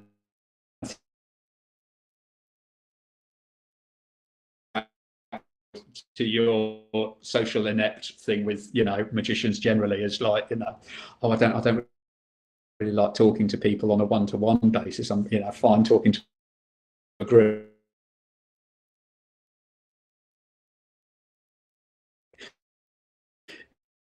If you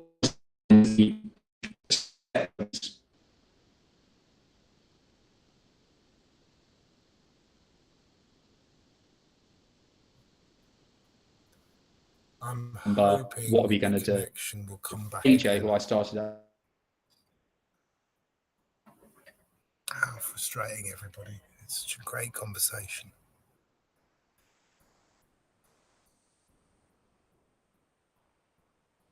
I think me moving my phone around behind me like this, so you can't see I'm doing it out of shot, is making no difference whatsoever. I chatted with Noel yesterday, and he said he was staying at a family member's house, and he didn't know whether the internet connection would be good enough. And we chatted yesterday, and the internet connection was perfect, faultless. And it's hardly surprising that today this happened. I mean, I find it quite interesting, the amount of work that would go into this, putting the flyers out, hawking it, and then once it's established, you can run. I think we've got Noel back. Welcome back, Noel. Hi. Sorry about that. Sorry. So I think we were up. There's no problems at all. I think we were up to the point of you saying about the thing about magicians being nervous and not wanting to speak to big crowds, and you were able doing circle shows to speak to big crowds. Yeah, so JJ, who I started the work with, he was a close-up magician, really good close-up magician, very gregarious, and he was the other way around. He was fine working to two people, but he'd done a cabaret act, but he wanted to do it. He wanted to work the street.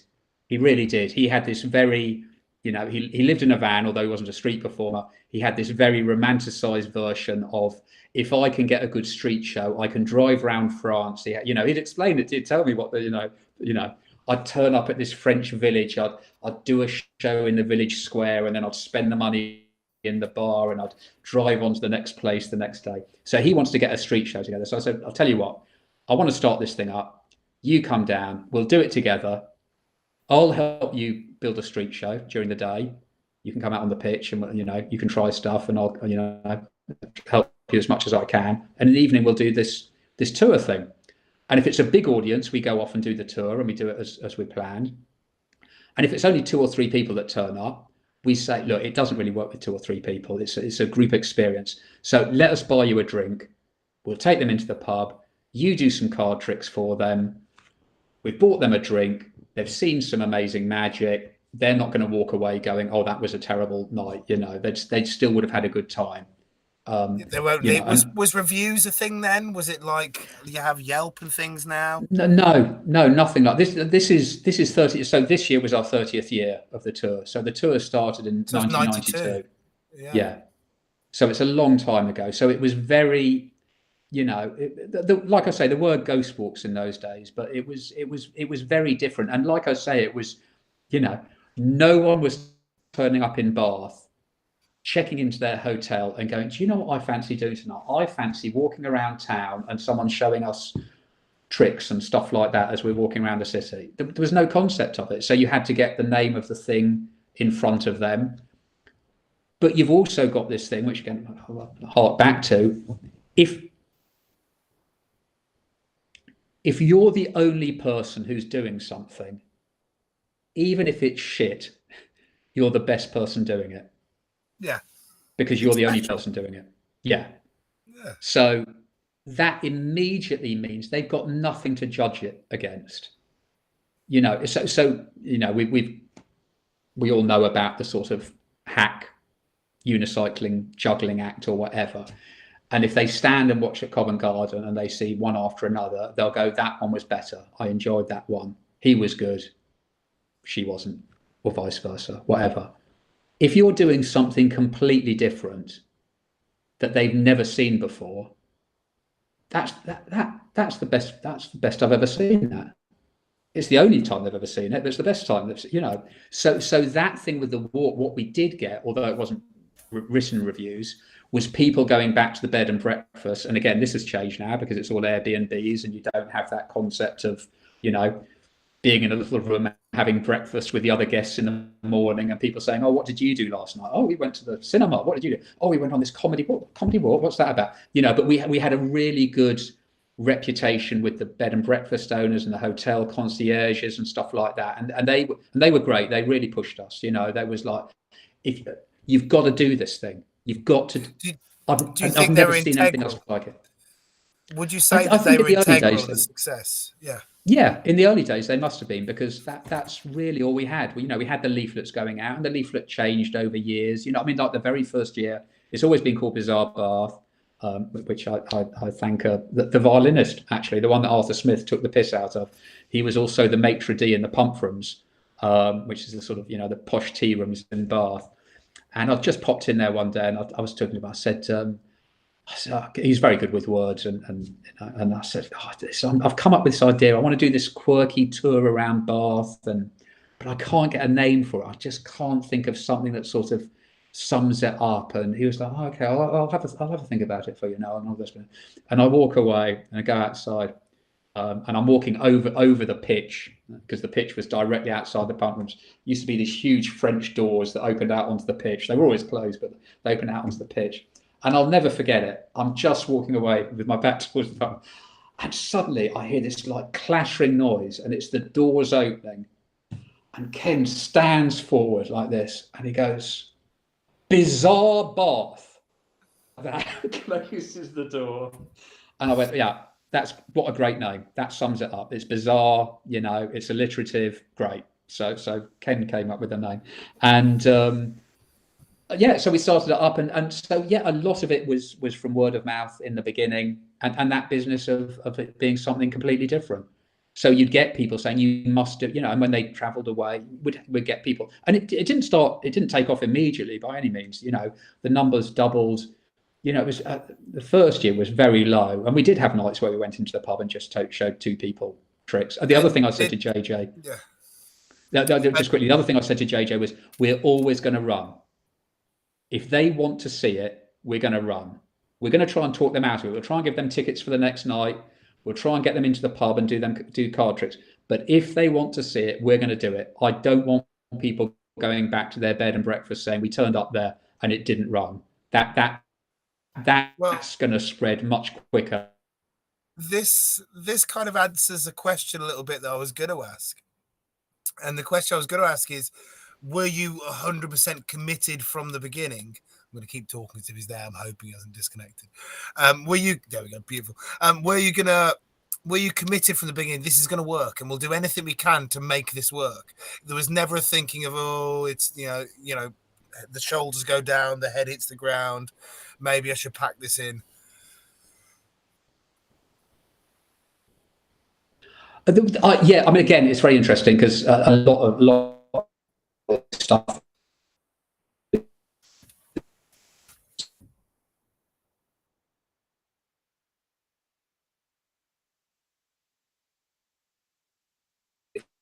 It's gone up since then, thankfully.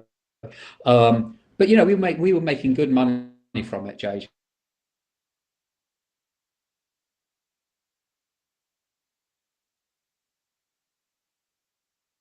Next day he turned up and he had his diary with him, because he kept a diary during the first year of not only what we took, but his how he was building his street show and what his thoughts were about Bizarre Bath. And he read this entry to me, and it said, I don't know what I'm going to do next year. Noel tonight said, I don't know whether it's worth carrying on with this, because we'd obviously had a small audience. So in my mind, I always thought it was going to be a success. But JJ has got written proof that I was definitely questioning it in the first year. But once it started snowballing and it got bigger and bigger, and then it's like crowd, then it's sort of it takes on a life of its own, like a street crowd. It starts building up naturally, because now we've got 70, 80 people standing outside this pub at 8 o'clock, And everyone's like, what's going on over there? You know, oh, do you not know about that thing? It's the thing that, so yeah, and that basically was, I did street shows for maybe another 4 or 5 years, overlapping with it, and then stopped doing street shows. The walk had taken off. I was getting older, and that was a lot of energy to be expending on a Saturday, doing 3 or 4 street shows during the day, maybe, and then going out in the evening and pumping out energy for an hour and a half on this tour thing as well. And also, I felt guilty. I was making, I was probably one of the biggest earners on the pitch from my street show. I was making big money from the walk in the evening. And it just seemed a bit embarrassing to turn up there on a Saturday and go, "Can I make some more, please?" Bit greedy, right? Yeah, greedy. Yeah. Yeah. So that's how the walk came about, and it's been great. I don't understand why more people haven't done it, because so it's not become like the pitch. You're not now inundated with people doing walking tours and it's rubbing shoulders. But not even one did start up in Bath. There was a company that started. They called theirs Laugh in Bath, which actually was, I did go, oh, that is a good title. Another good one. It is another good title. The Bastards. And they started up, and I saw the guy in town one day, and I was reading a book on one of the benches, just sort of seeing how the world was going in the town. And he came, Noel, he said, I hope you're not, not upset about me starting this thing up. It's completely different, and you're going, I don't think it is, and you're just going, out of all the places in England to start one up, you've started one up in the only place where there is something like this in the first place. He didn't last long, but I'm surprised someone hasn't, and people have asked me, and I'm always, because of Arthur was so gracious in saying yes to me, and he still turns up because his parents used to live in Bath, so he still comes to Bath for the Fringe Festival. He'll turn up at the back of the crowd, on a summer's evening,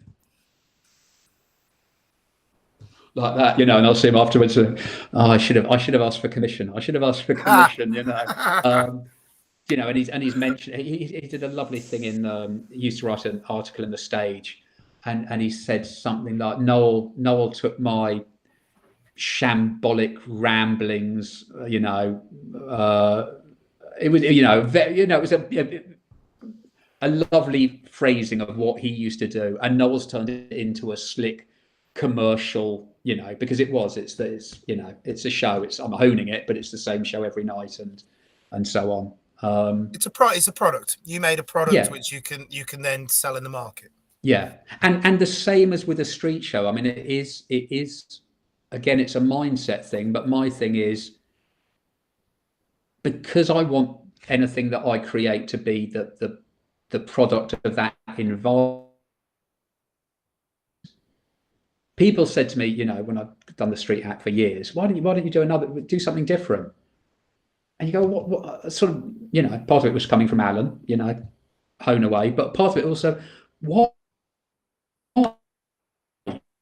do street shows?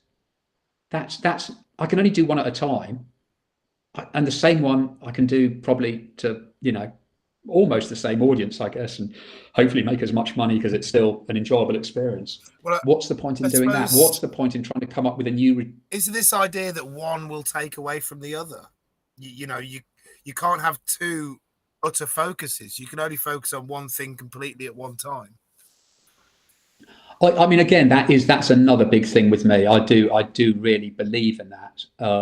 And maybe that's just me. I've talked about this to a lot of people, because a lot of people get very offended if you say, I can't think of anyone who does a good children's show and a good adult show. I think because if you're in the moment, you want to say the first thing that comes into your mind. And if you're always working for children, it will be something that's suitable for children. And if you're always working for adults, it doesn't matter if it involves swearing or whatever. But if you're doing both and you think of something, you've just got to have that momentary, can I say that here? Or even worse, you say it and it's not the right thing for that audience. So I really it's a miscalibration, right? Yeah. And to an extent, that was and then after the walk started, I started doing stand-up. Now, stand-up is pretty much, even the street show, the difference between the street show and the walking tour is demographically that was the same audience, almost pretty much. It's a wide. We've got all sorts of ages on the walk, all nationalities, the same as the street show in Bath because it's such a touristy place. But they've paid up front with the walk, and they haven't paid up front with the street show. So if you say something that's a bit strong, a bit edgy, a bit confrontational, a bit risque, whatever, a bit too much of what that person wants to hear, and it's a street show, they can walk away. But if they've paid up front, now they stay with you and resent you, or they walk away and feel ripped off because I paid, whatever the ticket price for an hour and a half show, but I'm walking away after 10 minutes. So the walk isn't as edgy as my street show would have been, I don't think, for that same reason. But then that makes sense. You're essentially doing a booked gig, and the people who've booked you in some way, the people who are experiencing the walk. Completely, yeah. So I was saying I want to. And you said the same as stand-up.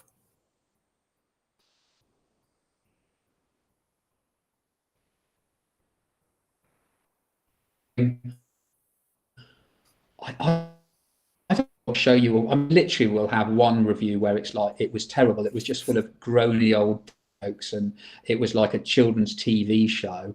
And the next review is, this is one of the most offensive things I've ever seen. And you're going, like I say, I like honing. So it's pretty much the same script every night. How can it be both things? How can it be the most offensive thing I've ever seen in my life, and it's just corny and it's a dad joke show? So you can never misjudge people. No, you can never judge people completely correctly. You're just going, it's how they see it. But the stand up. I've said this before. Stand up, someone heckling in a comedy club, you can come out with a strong line because it's a comedy club. On the tour, if someone says something, I can go, oh shush, and that will get a big laugh and it will shut them up because you're on the street. But put those round the other way, going oh shush to someone in a comedy club, you're going to go, what, but that's hardly quelled the situation. And similarly, if you come out with some really strong heckle stopper on the street, what was that about? Where did that come from? You're Mr. Angry, and I'm going to smack you down with these lines. So I find it very difficult to jump from one thing to another. So I like concentrating on one thing. Now I know people go, oh, I can jump from one thing to another, and I can just switch off this, and I take off my stand-up head and I put on my children's party show. And that will, and I can do it. I think I can still see it. Another one of my things. You can always see a teacher. There are a lot of magicians who are teachers, not full time, but they are a teacher or they've been a teacher. And there's something in the way that they speak to an audience, and you go, you've been a teacher or you are a teacher. There's just something in the way that they talk to an audience, And I'm sure I've seen people who are teachers and I haven't realised it, but a lot of the time you go, no, there's just a slight authority feeling because you've got so used to speaking in that way to a group of people. Slightly condescending, slightly patronising, slightly, And I think you can say it, and maybe a regular audience member doesn't. Consciously. But once again, this is what we talked about yesterday, of performers are almost afflicted and cursed with not being able to watch a show like an audience member would. Yeah no, very much so. And the things that there are a couple of lines in the tour that I do that if it gets a really strong laugh from one person in the audience, I know that they're a performer. It's a perform, and it's not relating to a performing thing. It's just a line that I know performers find funnier than regular people. And yeah, I mean, when I talk about this, people say, well, what's the line? I can never remember it because I can't remember But single lines out of do the you have the transcript. perception of, is it because it revolves around something technical within performance, or it's made some observation or perversion of something? I think it's just one more step than they were expecting. So there's a So an standard. audience, There's a standard, and it yeah, dips over the standard. Yeah. Yeah, I don't know what it is. It's really interesting, but it is, you know, and people are a bit like, if I walk up to them at the end and go, oh, you know, what sort of performing do you do? How do you know I was a performer? You know, but there's something when I was in Australia, Peter Post and Pinney, Mr. and Mrs. Jones, as they were working then, we found this lovely pitch in Australia. I should give a shout out to Shy, and I think his full name is, he was an Israeli clown who was working in Australia the first time I went there. Shaiku Paiku, I think. If anyone could put it in the bar and has got a contact for him, I'd really appreciate it, because I'd love to get in contact with him. But anyway, I was there with Shai, really great performer, good clown, and yeah. Anyway, I was in the park with him, and Peter and Pinney walked in. They didn't have their props with them. They were just walking through the park, and I looked at Shai and went, "They're performers." There was something about them that you just went, "They're performers." And then the next day, because they'd come out to see who was working what pitches, and the next day they turn up with all their cases, and it was like, "Oh yeah, you were here yesterday, right? Oh, you noticed that? Yeah. Oh yeah, I noticed. You know."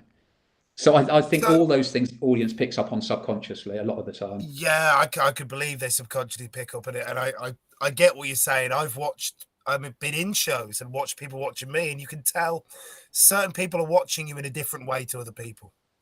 There's the other different one, going on, a different analysis. Yeah, the other one that was fascinating, which was so interesting, was when I was working at Expo. So people have talked about Expo in Brisbane before, but lots of street shows all around this big exhibition site.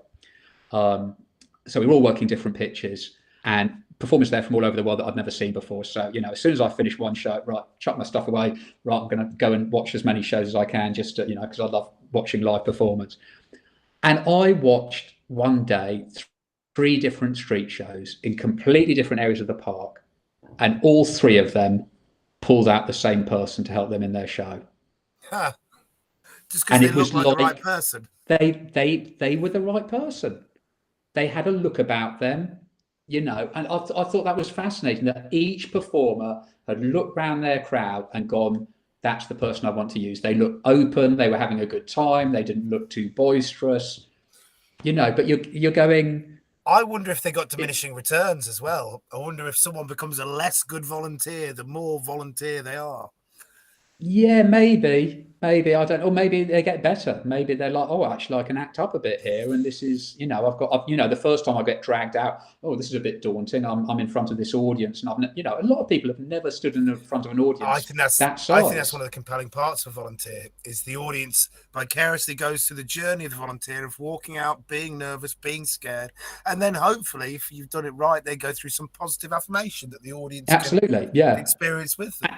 So that, you know, like you say, that first time they come out, they might be slightly nervous. The second time they come out, "Oh, I enjoyed it last time," so they come out with a bit more oomph, you know, and you know, again, from doing as many shows as you possibly can, something might happen during a show where that volunteer says something that you go, "Thank you very much indeed. That'll be in the script tomorrow." You know, you're going, yeah. So I'm keeping that. Yeah. So just very quickly, we're reaching the last section of the interview. Perhaps we'll go over a few minutes just to cram a little bit more in, if that's okay. You said you did stand-up. Did you have to give up the walking tours? Because you talked about not being able to do 2 things at once and the problems of that. Yeah, I didn't. The walking tour ran through the summer, and then I'll do stand up in the winter, and then that sort of led into doing cruise ships during the winter and the walk during the summer. So I was focusing on one thing, and I think that's where I found this out. The beginning of the season and the end of the season, where I was doing a bit of both, I was never quite as sharp as when I'd been doing one of them for a long time. So I'm not saying that people can't do it. By no means am I saying that. I know people who go from one thing to another. I know people on the stand-up circuit who are doing kids' parties in the afternoon and then doing the late show at Jongleurs. Yeah, they did it. I'm not saying you can't do it. I'm saying I just don't think you grow. No, not even grow. You don't flourish by doing that. Jack of all trades. Is that a good phrase for it? Slightly, but also there are people who are, they're best. They're better than jacks of all trades. They are good. It's just this. If you want to be the best at something, then why not just go for it completely and just, again, I've said this about magicians, because magicians they're a funny breed and lazy, or whatever you want to say it. The number of magicians who say, it's a big sort of trope or whatever in the magic world is, if someone rings you up and they say, can you make a card disappear? I've got a big product launch next week. Can you make a card disappear? You say yes. And then you put the phone down and you think, right, how can I make a card disappear? And I'm just going, and it's sort of done with this badge of honor of, I can.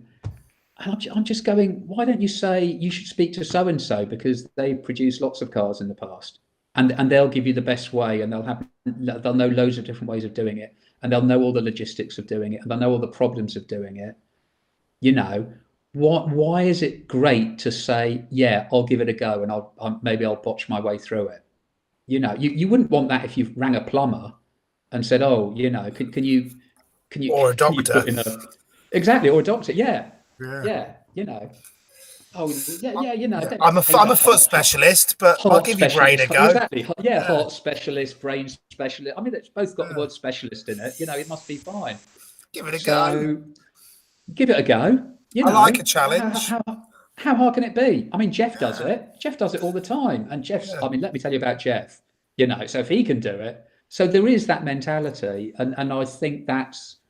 That's part of it. So part of it, going into part of this, so if you don't mind going over a bit, because we'll go over like couple of 10, 15 minutes. Yeah, lovely. If this is going to future street performers and so on, a couple of things that I've sort of made a list of things that I really thought I must say. First thing, because someone was talking about working Covent Garden and counting the hat after the show. One of the things that I did when I did 2 shows or 3 shows a day, I put all the money together. And I counted the money at the end of the day. So say it was, to make the sums easy, say it was £300 and I'd done 3 shows. One of those shows would have been better than the other 2. One of them would have been worse than the other 2, and one would have been the average one. And by putting all the money together, at the end of the day, when I counted the money, I'd go, I reckon that good show made me 130 quid. The average show made me 100 quid, and that bad show made me 70 quid. What I never wanted to do was think that I could go out and do a bad show and make good money. And so were you actively, in a way, kind of setting yourself up to deceive or hide a truth from yourself? Yeah. For your own benefit?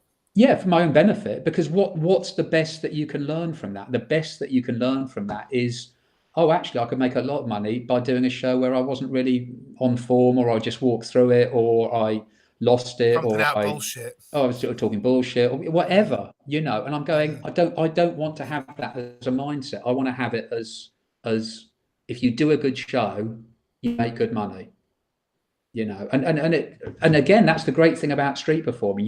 If you have that as a concept, whereas you go into stand up and suddenly they're paying you a set fee for doing 20 minutes, and you go, does it matter whether I take the roof off the place or just walk through it? And there were a couple of times, there was one, show that I remember really distinctly. There was a reviewer in that particular show. I didn't know that he was in. He'd reviewed a lot of other stand-ups. From the reviews that he'd written about other people, I knew that he wouldn't like my act when he saw it at some stage. I knew that regardless. He wasn't a prop comic, He was very much, the pure form is just straight stand-up, and this is cheating by having props. So I knew he wasn't going to like me, but God, he saw a bad show. He saw an absolute stinker.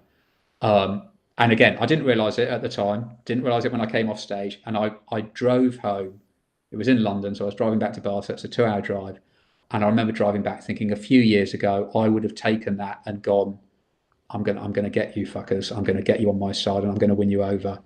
And because I've been doing it for a while, because it was the same money regardless of whether you did well or badly, it wasn't going well. I just went, I'll just go through the motions. I'll just get to the end of my time, you know. And I hated myself for it. So yeah, you lost that desire for finesse, for refining and developing. You said, this is a product, I'm delivering this product, get it bloody over. Yeah. No. It was, and it was a nail in the coffin. You know, that was nails in the coffin for stand-up. Was I just sort of went, if you're not doing that, and you would have done it a few years ago, you've lost something with it. You know, and a lot of these things, they have a natural. You feel they have a natural shelf life, that you've got as far as you can go with it. You know, with the street performing, suddenly I was doing festivals around the world, and then you look at it and you go, well, what's going to come after this?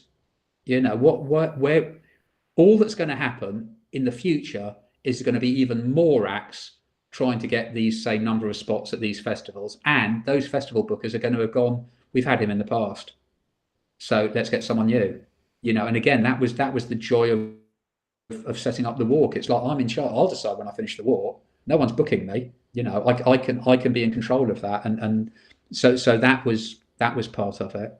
And the other thing, a great bit of advice, not advice, but a wording thing that someone said to me a few years ago, and I can't remember who it was. It wasn't Billy and it wasn't Alan, but someone said there are 3 sure ways to get booked: be the best, be the only, or be the cheapest.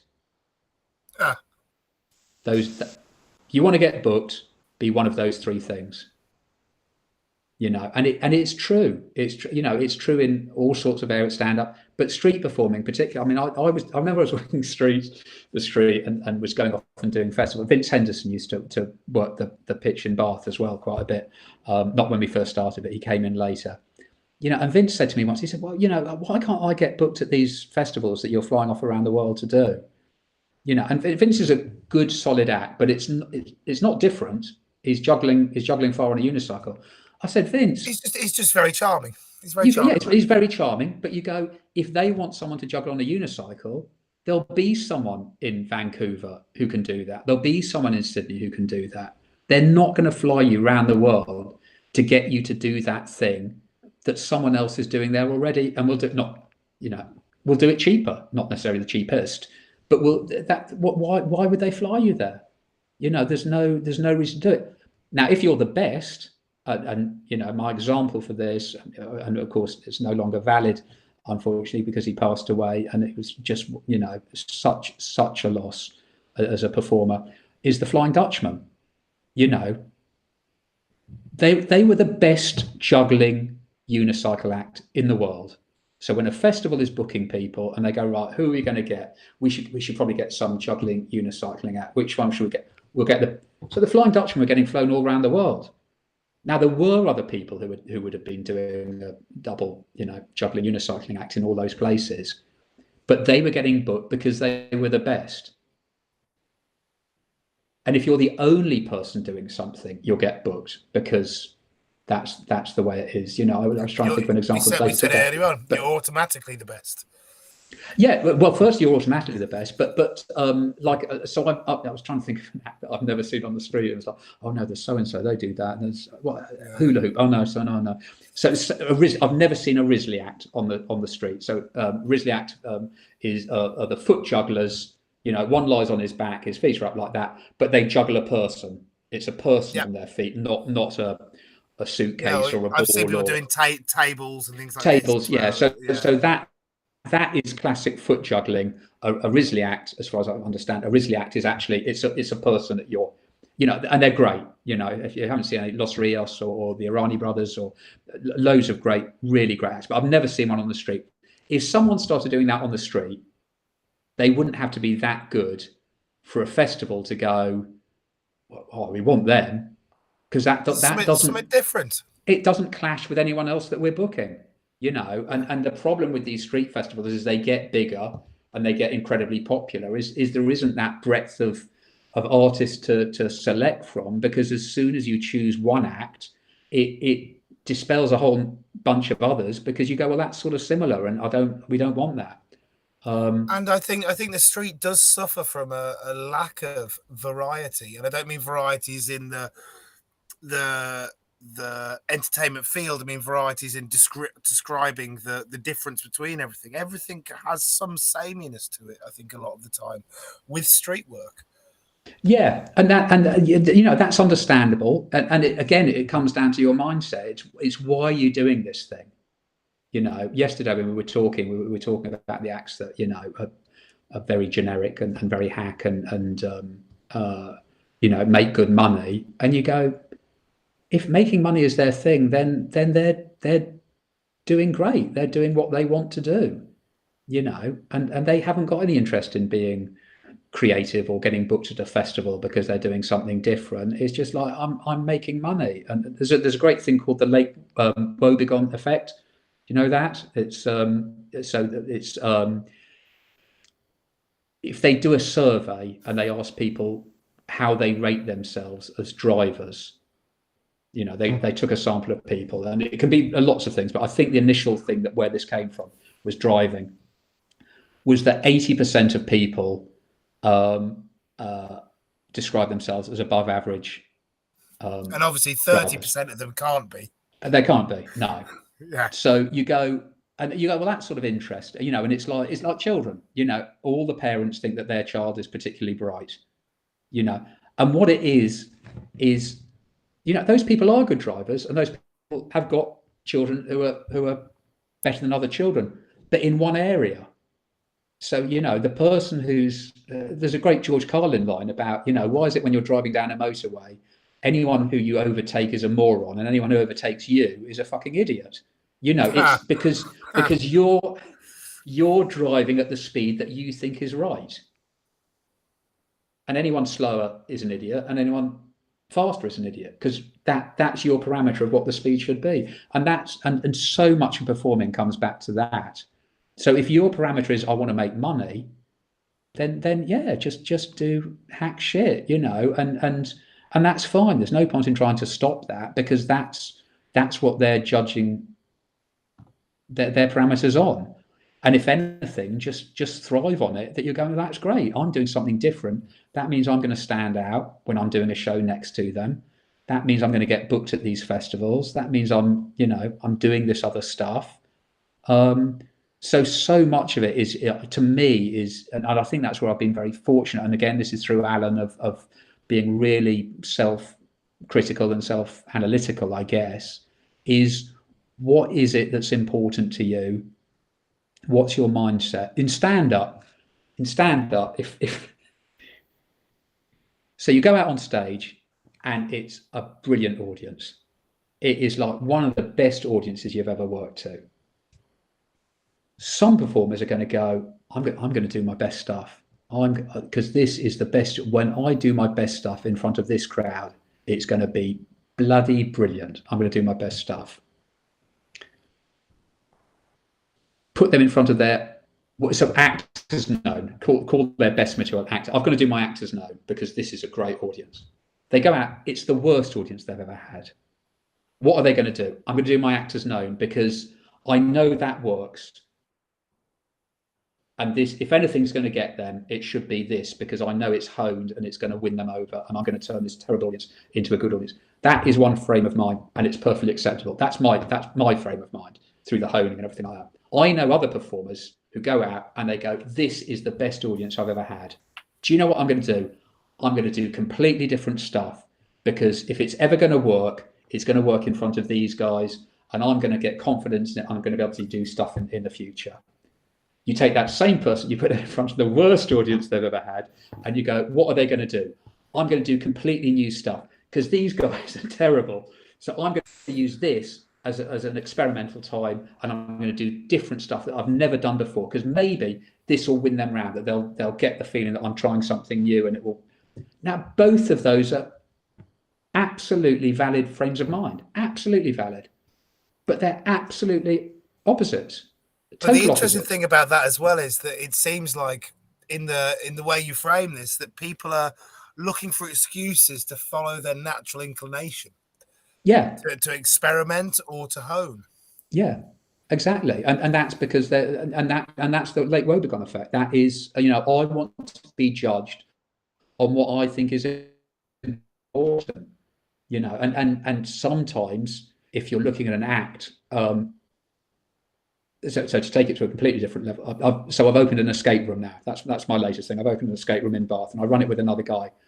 And I'm all about the puzzles in an escape room. And my business partner, Rob James, ex-magician, gave it up. He loves how it looks and how it sounds, and the soundtrack that's playing in the background, and the lights and the aesthetics. The aesthetics, the experiential quality. Absolutely. And I'm going, it's not important. Puzzles, that's what's important. And he's like, puzzles. What's important is how it looks, and I'm taking it to extremes. But the truth is, both of them are important. Well, this is why these huge Hollywood products have such a diverse team of people working in them. Yeah, because people have these things to bring to the table. Yeah, and as long as you're accepting of that, and you look at it and go, okay, right, actually, now we've ended up with this great thing because it's got that good bit and it's got that good bit. It's not just it's not just the one, and there've been times in the escape room when the soundtrack's gone or whatever, and I'm suddenly going, oh God, this is awful without the soundtrack, but before we set it up, I go, it's immaterial, doesn't matter, not immaterial, but I wouldn't have put as much credence on it as I do now. It wouldn't have been your inclination until it was shown in front of you. So sometimes I think it's worth stepping back and going, right, what is important to me? And like I say, I was always very verbal with my comedy. That's what I like, was lines, writing gags. Oh, this is a good gag, and you could almost point to it on a bit of paper and go, that is a good gag, because it's the words, feeling of it. Yeah, and you're going, but actually, what would make that even better is to concentrate on your physicality or your pronunciation or whatever, these other things that to someone else. Maybe this is why it's an important thing to allow other people to critique and give perspective on your work. Yeah, and it doesn't, and the other thing with critiquing is you don't have to take it, you don't have to follow it. Alan gave me this bit, once. He said, "Oh, if you stand up, here's a bit. I just listened to it. I just went, it's not me. It's just not me." And he hassled me for years. Have you done that bit yet? Have you tried it? No. You should try it. Just give it a go. No interest in it whatsoever. Now maybe I should have done. Maybe that was my mistake. But I just also, you got to look at it and you go, is that me? Yeah, you got to follow your own path. You can't be pushed down away. No, I'm going to ask you a couple of last questions just to close the interview up. First one is, if you could give advice to young street performers, and you touched upon this earlier from your notes as we hit 2 hours, some of the things, but if you could just encapsulate a kind of a sentiment for new street performers, new entertainers, people working in the field of performance, what would it be? Out of the 3 things, don't be the cheapest. Fair enough. Very concise. And be the best or be the only. Be one of those 2. Yeah. But don't be the cheapest. And last one, there's a lot of old friends that have come into the feed, and I'll show you to the different chat boxes. So everybody, the comments that you've given, Noel will check them after. I encourage him not to engage too much with it while we're going through, just to keep pace, especially with the connection issues we've had. But he will be checking them. So if you want any more comments, you want to talk any more to Noel or send some stuff through, put it down there. I will send it all through to him. Is there anything you want to say to some of the people who've been watching right now?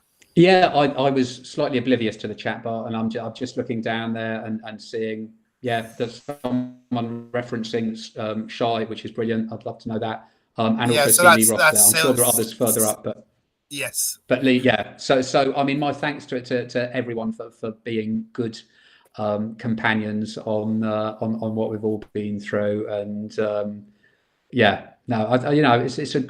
it's such an accessible and brilliant way to show people what can be done with performance, street performing. So, you know, whatever you're into, just try and take it to the nth degree, whether it's a busking act or a street act or a street festival act or whatever. There's room for everyone. No, it's been an absolute pleasure talking. It really has. It seems like, you know, obviously 2 hours wasn't enough. It seems like if we did 3 or 4, it wouldn't have been enough. It's been an absolute joy. And if we do ever have some chat stuff, in the next couple of months, I'm going to have a couple of whining ons where we get a couple of people together and we pick a subject and chat about it. And I'll talk to you about that. It'd be lovely to have you on it. Love to. Absolute. Thanks. Absolute pleasure. Thank you for your time. Thank you for your stories. My pleasure. Thank you for your insight. Everybody else, thank you for watching, guys. If you enjoyed it, like it, comment. If you're so inclined, share it, and just have a wonderful day. Thank you, everybody.